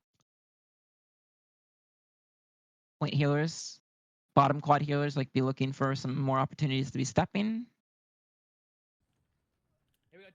10 seconds. Because you can just see, I mean, as you just watch the point, you're just constantly going to see space open up, and it's just very, very nice for healers to just be constantly cheating that and helping to build tick. Here. Yo, we're gonna be hit top right in 3, top right in 2, top right in 1, top right, top right, top right, top right on the respawn, top right on the respawn, top right on the respawn, everything top right. And they just said Zerg, go ahead, Zerg top right, Zerg side, everything. I don't know about that crash. Clump up right side here. We're playing for one big recrash. We're playing We'll look at this, then we'll go to the next VOD. for a really big recrash here. Here we go. 10 seconds here. Yo, we're gonna be hit top right in 3, top right in 2, top right in 1, top right. Top right, top right, top right on the respawn, top right on the respawn, top right on the respawn, everything top right. And they just said Zerg, go ahead, Zerg top right, Zerg right side, everything here right side, everything right side. We're just a little bit. We're kind of just, we have like too much tempo like thrown off here for these people over here because they're getting kind of crashed on right as we're crashing. So people, it's like it's not a bad crash. If you just wait longer, it will be much better. Like you just wait a little bit longer because all these people over here that you kind of need to cover angles and to be part of this crash, they're just kind of like they're on the back foot, right? They're just trying to get away because they're getting crashed on. They're getting pressured here. Here we go. 10 seconds here. Right, we have a ton of pressure right here. We have a lot of reds. Like they're kind of just ability crashing. They have a lot of presence. So it's not bad, but again, like there's just people have been pressured off points, and you have no blues here able to turn at, like and to throw stuff here and be bodies here because they've just been pressured, right? They're just on the back foot right now. So you have to just be a little bit more patient with this call, and this could be like a very big, like very nice crash. Okay, won't do too much. But just briefly for the macro of this position, for the top strong here, you're gonna be again on initial push. You want to kind of hang a little bit on the edge of outer lane. You're trying to kind of assist G8 to get into position. You can you can also assist 9 a tiny bit if they're close enough. You don't have to. It's really mostly for 8s. And then like once they're up in this position, you kind of like, or not even in this position, really like it's really the midline. Like that's the bare minimum. This is like ideal. Like this is the best on first push. If you can get to midline, it's fine. If you can get up here, that even better. Like how it kind of was when we saw him come into the position. that's it. Like you've kind of done your job and you come in, you crash in, and you start defaulting. It's kind of what you should do every time. And yeah, if 9 is close enough, you can kind of hang a little bit wider and kind of be bodies for them to push up to and get. And again, minimum is that we want like 9 to midline as well too. And then in an ideal world, like all the way up here, possible. Everything right now, everything you're top now. And so that was the initial push for this group. And then just like in a very basic like default macro should be you're gonna want to bounce out here sometimes to assist, to help this inner lane to crash out here. You just don't want to stay for very too long because if we're on defense is different, like let's say enemy's not really ticking, then you're like you're a lot more free on defense to play off points when enemy isn't ticking and when you have good control. And so you can stay off point a little bit longer and help and play there a little bit longer. But if we're attacking, for example, like this is an attack, you really just want to bounce out sometimes, help them make a little bit of space, maybe confirm a kill. But just gaining a little bit more space is enough, and then come back in. You don't want to stay off here for too long. And then another thing too is that if you see the defenders bouncing off, like to like disrupt out here, you really don't want to match on attack. What you really want to do is you want them to kind of like try and play life, and they should try and play life once they have bruisers kind of contesting the space, and not try and win here. Just try and just stay alive and hold space as best as they can. And then you guys, you just stay on point and you tick. You dog people here that are isolated together, or you carry pressure over to the other side. But most importantly, you're on point, and if enemy is going to step off, we're going to tick. And then very, very basically, you want to be kind of pressuring down, top down, into this other quad, kind of as much as possible, and like kind of playing sort of for midline of space and trying to sort of connect with the other group here, right? So that we're kind of like sandwich pressuring a little bit constantly. Yeah, and that's basically the position. Like you just want to try and go for that. You kind of want to not get in a situation where you kind of have one group down here and one group up here, and like they never kind of connect with each other. There's like a gap between the two again, and you guys are kind of just hanging out up here, and they're kind of stuck down here. Like you need to help them get up to you, and they kind of need to be more anchoring, but like kind of trying to direct things upwards. And we're trying to like connect with each other. At a baseline, we're trying to play within our own group. Like you guys need to be playing together. You need to be calling out targets like constantly. Like this entire time, we should be calling out targets, playing together, dogging together. That is a bare minimum. You must do this outside of any minimal macro. Like the macro almost for this position doesn't even matter because like you guys just need to be talking and hitting the same targets. Until then, like macro doesn't matter a lot because they're just like it's just OPR. So try and do that. So within your own groups, like hitting the same stuff, talking with each other, and then next step is trying to connect more with this other quadrant, with the other group down here, and then the same, right? And then you guys just have this added extra like macro of thinking about this outline space for the inner lane space out here, whereas like on this side, there's no kill squad fight in inner lane really. So weak side is just kind of like stepping more, and it's just a little bit more simpler. Okay. So we can look at maybe a weak side quadrant probably, or let me see where we're playing. Okay. A little bit blurry.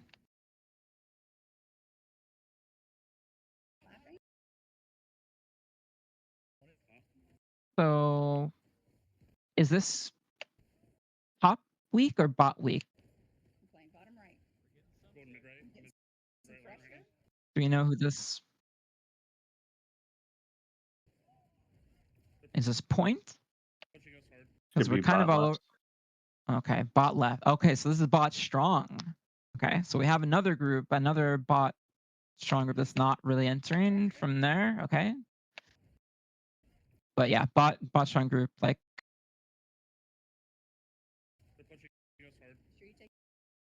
sure. If that's G4, that should be bot That's right. bot, yeah, bot weak. Right, bot weak. Okay, gotcha.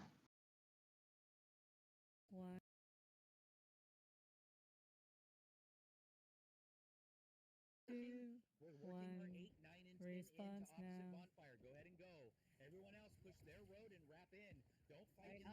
30 seconds. I mean, you're already kind of in here. Everyone kind of, they're just, I mean, look, everyone in here can just run in for free. There's no opposition here. So what you can really do here, similar to point group in this position, since he's already here, is he doesn't want to be a part of this push. He wants to posture from inside and sandwich pressure these guys from inner to assist this push. That's what you want to do here. So don't be a part of it, just assist it while you're still like kind of maintaining some presence here, right? And it's totally free too. I mean, like this is just all of the space around here. Like so many people can be exploiting this right now. Point players, like just random people, like they're not properly like receiving you guys on this push. I think they're sending so many resources towards Oppo. It's just like it's too much. But we still should be sandwich pressuring. So I don't know why you're running back here. You're already in position. So here he is not being part of the push. He'll just go right here, like maybe step on points, or just like bully into these guys and then crash back and just get on points. And that's it. Nothing else you have to do. We'll skip a little bit ahead to when we're in position. And I'll just talk briefly about this quadrant because we have very little time left. I'll try and speed run this a little bit. And I can come back again if like you guys have questions or stuff or things you want to understand because I am speed running through a lot of this at this point. But really, what this guy wants to be doing, this bot weak person. 20 seconds. I mean, right off the bat, obviously, like you have no team play, right? There's no team play going on within this group, from what I can tell. Just like looking around, there's no. I don't know about the comms. 10 seconds. I don't even know if there's comms within this group. Like, are we even talking with each other? Like, let's. The healer's talking. 10 seconds. But the bruisers are not talking and they're not playing with each other. So just whatever macro I'm going to tell you right now, like it doesn't really matter too much. Like very baseline for bot quads in general, just as like a starting point for you guys to kind of like play for is you can have one of the bruisers in this group kind of like be more of an anchor in the bottom and another one kind of play right here. Sort of like sandwich pressure in, play with their bruiser like that. One like kind of like plays more statically here. This bruiser that plays kind of statically in this in the bottom should be a pretty good player because you're gonna want someone who's like who can handle playing under pressure, who's good with dealing with pressure, and kind of like be more of a little anchor in this position. This is not a hard thing to like a strict rule, right? Like this is just a baseline of what kind of like kind of the default play you want to do. You'll have someone more anchoring here, then you'll have the second bruise in the group kind of maybe sandwich pressuring more from outside. And then again, just like I was saying with the other side, with the top quads, you will have your top quads kind of pressuring down from the high position, right? And in this way, by sort of doing this, by having this person that kind of anchors around here, and the other bruiser here, like you really get in a situation where you can like localize a lot of the enemies to this quadrant, right, into this space, and really like facilitate and like kind of encourage crashes by doing this, and then having those bruisers playing for control up here, but like pressuring down and stuff too at the same time. So we like have like this good sandwich pressure and like and are like kind of like baiting enemies to be here a lot by like having this person kind of like be that sort of anchor. So that should kind of be the very basic macro for both sides. It's the only difference with the other side is that again, they just have to think about the inner lane and occasionally, and just like making space and help and assisting their G8 to like, either maybe get a kill or push up, whatever. That's the only real difference. But at a baseline right now, like what you guys have to get down within all of these groups is one, like you need to find someone, you need to make sure that in each of your quadrants here, you have someone who's like pretty like not super talkative, but like they talk, they're calling things out. So like they're sort of like leading in a way. And then dogging together, right? The VG is playing around their bruisers. The bruisers are dogging together. They're playing for the same thing. They're hitting the same targets. That is how you're going to help build passive tick between the bombs. It's how you're going to get kills between the bombs. And you have to do this. None of this macro matters until you guys get this kind of coordination within these groups. And so far, within any of the groups that we've seen, even point group, like we looked at point group, doesn't matter like who we've looked at so far, because point group has to do this too. There's no real talking. Like I don't know. Like maybe there are some groups, and we'll see. We'll go through. But so far, like groups we've looked at, there's just no. We're not playing together, not hating the same stuff, and that is baseline. You have to do that. So let's look at G3, which is bot strong. Fast. And then I guess in the last 10 minutes, or like very soon, I'll talk a little bit about Fort because we mostly covered kind of everything that like kind of want to talk about. Sort of. There's other stuff. There's some important things to still mention, but I don't think we'll have time. So let's just look at the first push.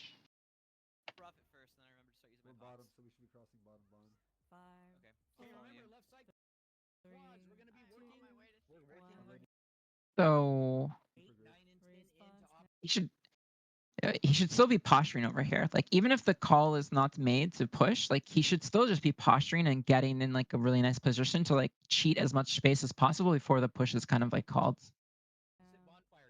There's no reason to stop, pull back here like this. Like look at this space, right? You could just be standing in the space, right? And then the push is called and you're already in like this nice space to like instantly pressure these people.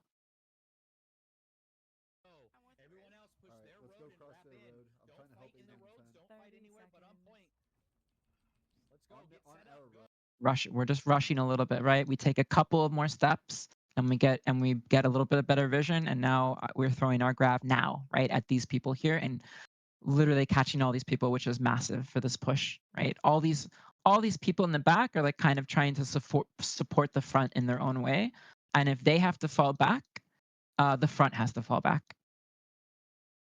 So one thing to keep in mind for when you're pushing or when you're like whenever you're on initial pushes is that you're gonna have like a number of reds out here that are trying to stop you, and part of those reds constitutes head, and part of them constitutes the tail. And if you really want to like really effectively push all of these players back to get a nice push and get the most space you can before you default into the 50v50, there needs to be pressure not just on the head, but on the tail. Constantly. So if you constantly have pressure on the tail and these people constantly have to move, that means the head cannot sustain and the head has to fall back. And then maybe we stop again, right? And there's pressure at the head, but there's no pressure at the tail. So we pressure the tail has to fall back, and if we are constantly pressuring both the head and the tail at the same time as we're pushing, you can infinitely push people back. You'll just infinitely push them back forever, because they can never stop to support each other. They can never stop to support one another. They have to keep moving, because the first one, the one in the back has to move, right? One in the back in the move, so the one at the front has to move. And so if you're coming into position and you notice like that there are a ton of blues already here at the head, like we don't need any more blues here. Like if we're trying to push and gain space and gain positional advantage, like we need to move these people back. And so we don't need more pressure on the head, we need more pressure on the tail. in this moment here too. Hmm.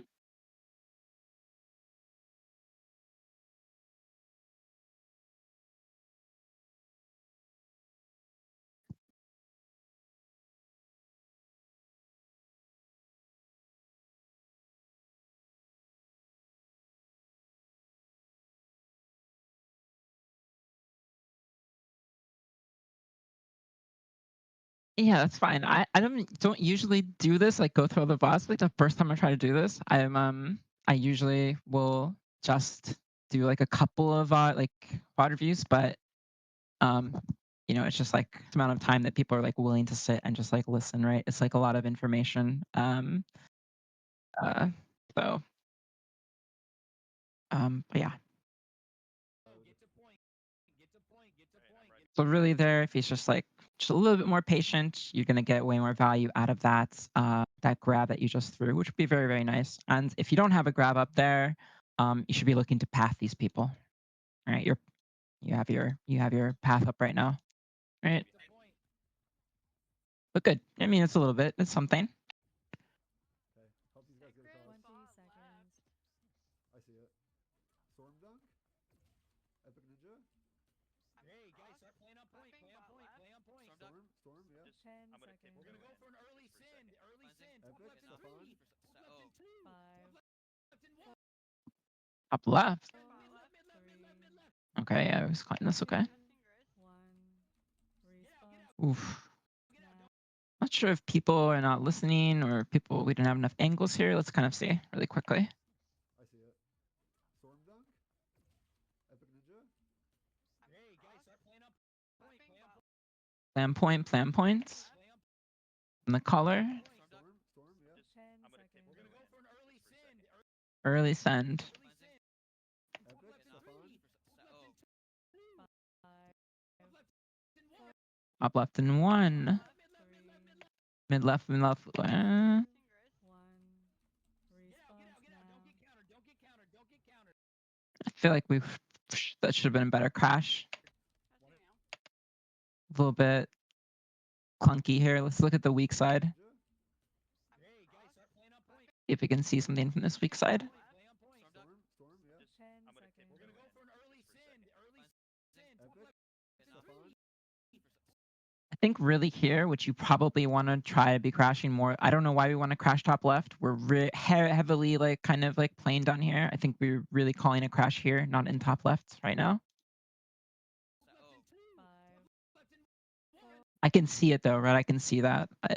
But more of us are ready for this crash than this crash is just the issue. 3. 2. Yeah, we're just not. We don't. No, we have no one covering angles here. Really, we have like one person right now. I'm not sure what's. I'm not sure what the top left group is doing in this moment. We can go back and see.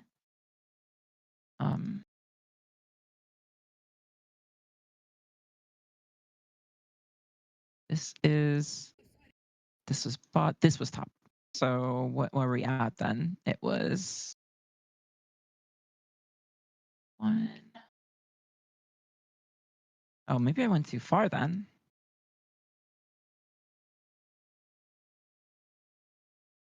Or is this a different war? Or am I just... Maybe this is a different war. Might be a different war, actually.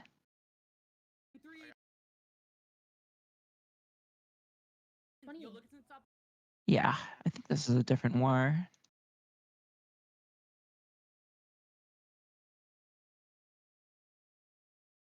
We don't have refresh 10 spread. seconds. Watching. Refresh, don't get refresh here. Yeah, it's a different war. Okay, that's a different war. Unfortunate. But in that situation, I don't know what was going on with your top group here, but you just didn't have anyone crashing down from top to cover that angle. So it just wasn't as strong.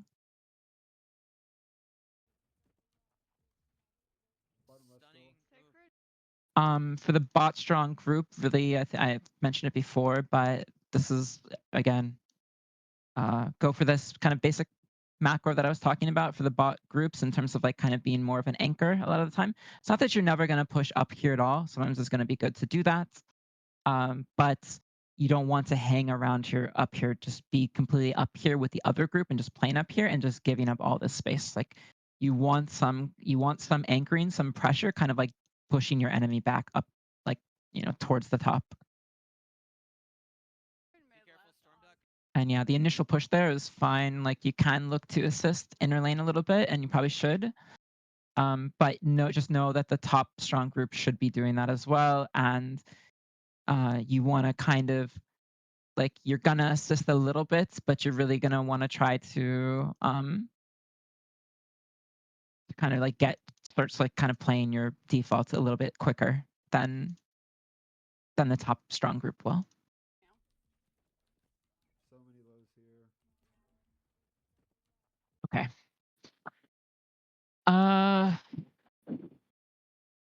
And I mean, let me see. Let's just think about the team play here for a second, if we even really have any.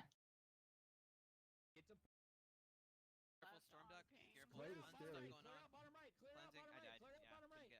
20 seconds. Get ready for another sin. Get ready for another sin. Get ready for another sin. Top in 3, top in 2, top in 1. Top, top, top, top, top, top, 10 top, top, top, top. seconds. Crash up here. Look at mid left. Probably should have gotten more people there. 3, 2, 1. Man, Respawn Play your quads, guys. Spread out your quads. I'm still stepping on our quad. I'm bottom. I mean, it's good that he's talking, he's trying to communicate a little bit, but again, we don't really have any team play in this group. We're not dogging the same targets.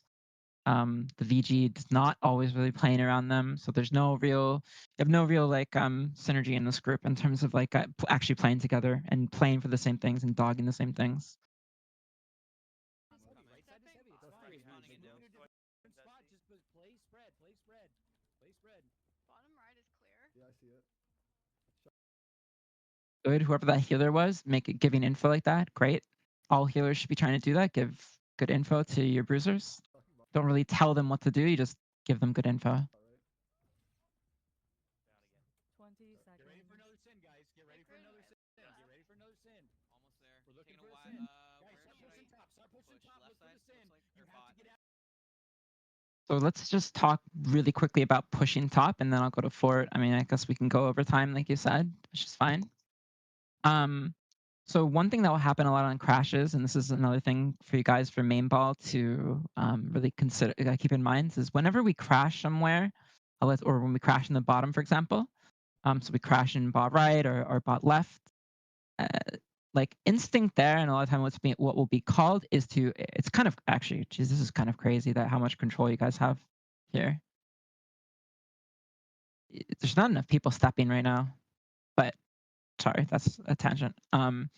If you have just done like a crash and your caller is saying to push up, that's fine. You want to do that, but more importantly, like you want to push the lineup and you want people to kind of like push up.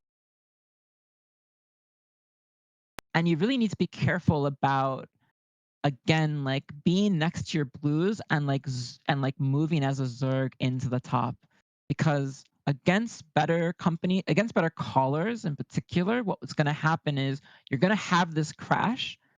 The caller will tell you to put everyone to push up. Everyone pushes up. We all Zerg up. And again, as we move up into the position, we're all clumped together, and enemy and good caller will call a crash on that. And you will just get crashed on and get punished.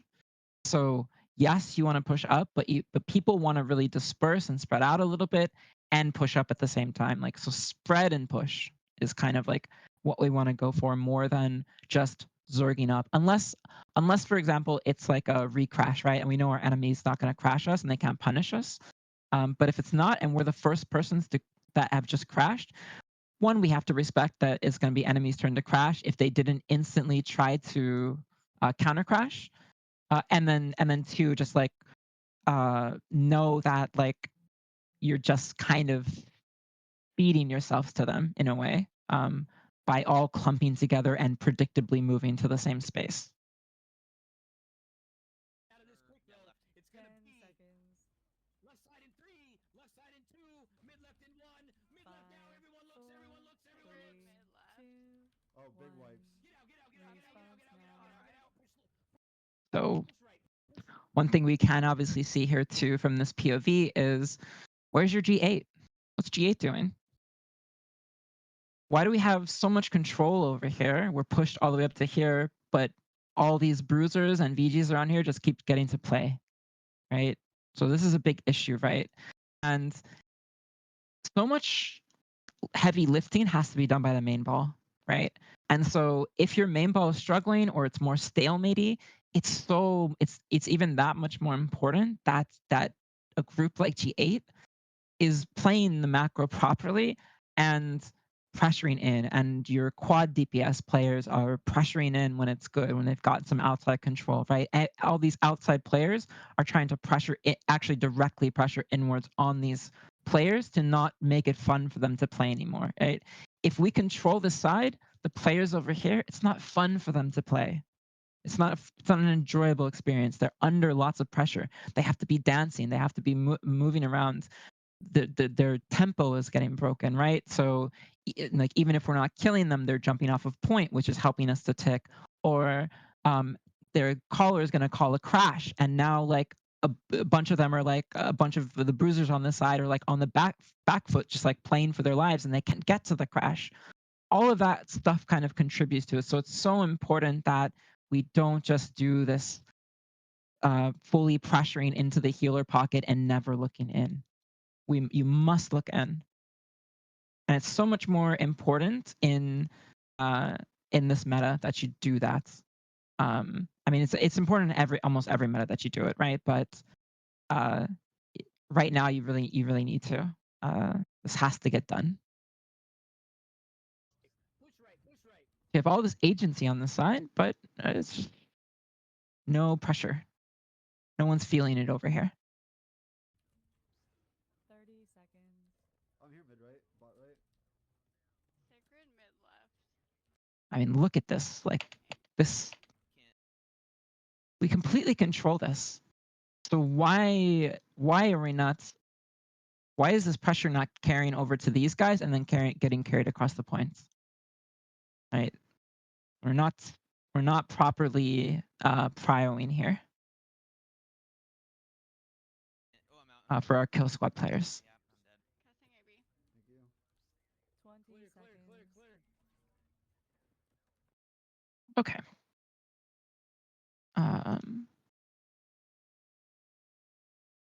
There's some more things I can talk about in terms of point group. But again, like what you really have to get down in all these groups is like people have to play together. People have to play together and talk to each other and call targets. That's just default gameplay.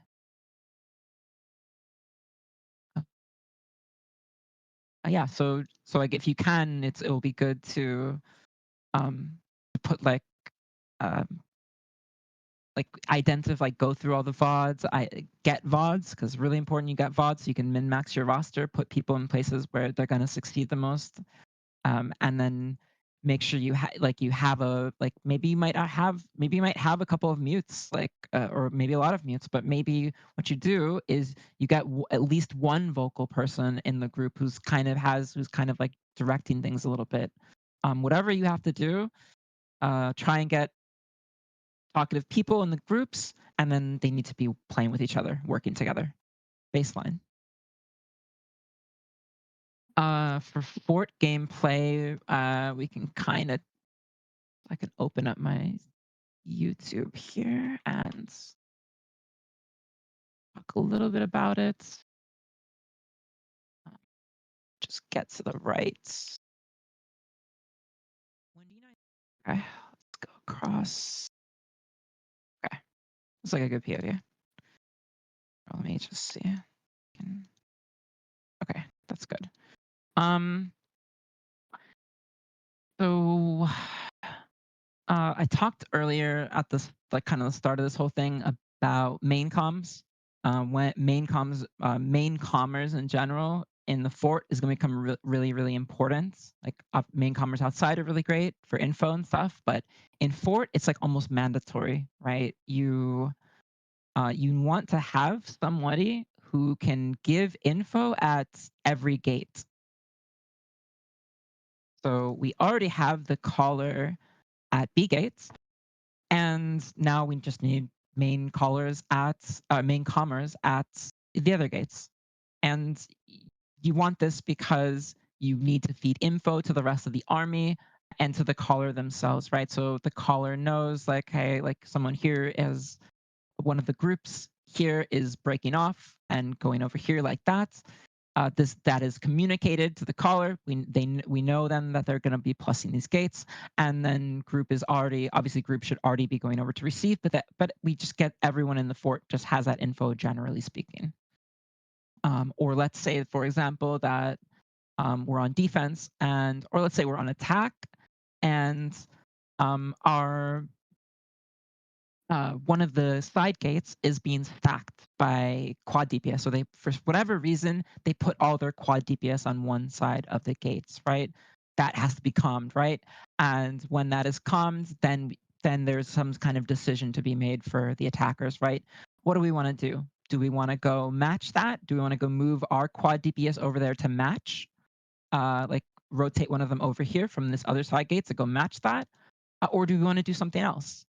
What do you guys think? What do you think in that situation? If you're getting plus at your gate, what do you think you should do?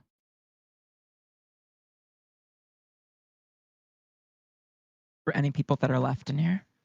Definitely calm it. And you should match it. So if, let's say you're attacking, you think that you like, and you're trying to get in, and enemy has extra quad DPS over here, and it's really hard. You're under a lot of pressure. What do we do? What do we do in that situation? And yes, it has to be main commed, but then what do we do? Just two things you could do: either match them there against their quad DPS, or our quad DPS finds value somewhere else. Correct. You can match them, or you find value in a different way, because if they're going to plus people here, it means that they're down somewhere else, which is probably going to be at this gate. Now they don't have any quad DPS at this gate, right? So now our quad DPS can get extra value because they're not going to be contested.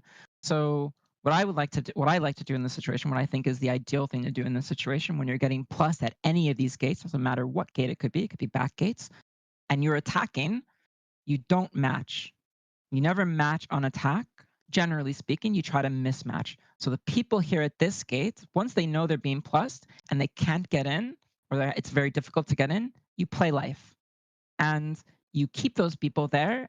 And while you're keeping those people there and you're playing life, our quad DPS will enter in, like we'll call a push. People will enter in, and those quad DPS will get a bunch of value inside, and we try and like build a lot of inner pressure, a lot of main ball pressure, and punish that, right? And then that will, once we start building tick, it pulls some of those people away. Now that some of these people have been pulled away to look inside or to do something else because we're snowballing inside or something, or we're building pressure inside, then these people can push in. And that's what I'll say, like initially too, just as a rule of thumb for when to push in. So like when caller says to push in, do you push in immediately when caller says to push in?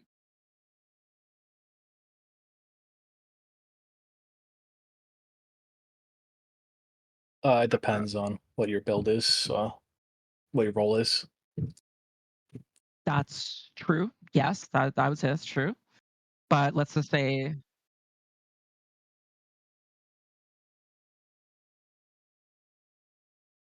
nope, not that. What you want to do is when the caller calls to push, it doesn't mean to push right then.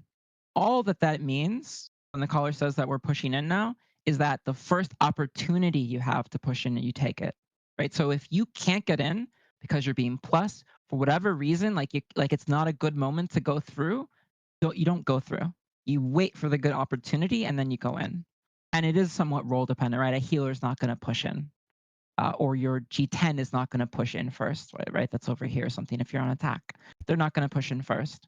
It will be one of the bruisers or VGs in one of these quad groups that will push in first. VG is a great player to push in first. Often very, very good for them to push in first. They can do that. Or one of the bruisers, right? It will be one of them. But it just means in general, like we're all going to really start doing this push. Like once that's called, once the push call has been made, like when it's good to do it, like when there's a good opportunity, when there's a good moment to do it.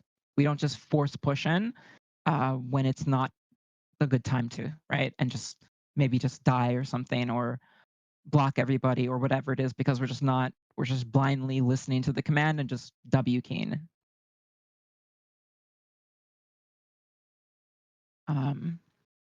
So that's for like kind of pushing in what we kind of want to do. And that's sort of like first step. So we're pushed in and let's just say like you're a VG or a bruiser and one of these side gates. What you kind of want to do is do we want to be fighting here? Like, do we want to push in and like, try and get a bomb here or something, try and get some kills? No, you want to take it to point. Yeah, you want to take the point. You want to try and take it to point. Obviously, there could be times you want to you base everything on situationally and on the context. So maybe there could be times where you push in and you turn and like it does look like there could we could actually crash and maybe kill some people here, or let's just say the enemy is kind of like trolling and not respecting our presence here, and like we haven't even pushed in yet, and like we call something together. Maybe someone one of the people in this group, like one of the bruisers, main comms that you want to try a crash or you want to try and like crash, and so you coordinate as both groups here and and try and crash and get some picks and then push in. But just from a default normal kind of setting, you're just trying to push in. You can stop here for briefly, like you're gonna pop your cleanse, you're gonna go in. You can stop here briefly. You can put a shower down, scream, and then keep going. You can shock or turn in path, whatever, and then just keep going, and you get to point as fast as possible. That's how that should happen. Yeah. Okay, I can actually just begin. Okay, turn around. Yeah. Yeah. Oh, really?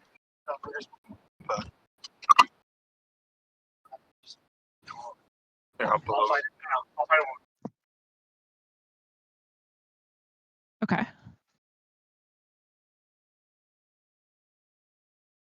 That's fine.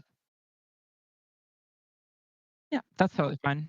Does tend to happen. Like it's a lot of information to go over for like the whole army, and this would be a kind of a longer format, so that's fine. That's okay.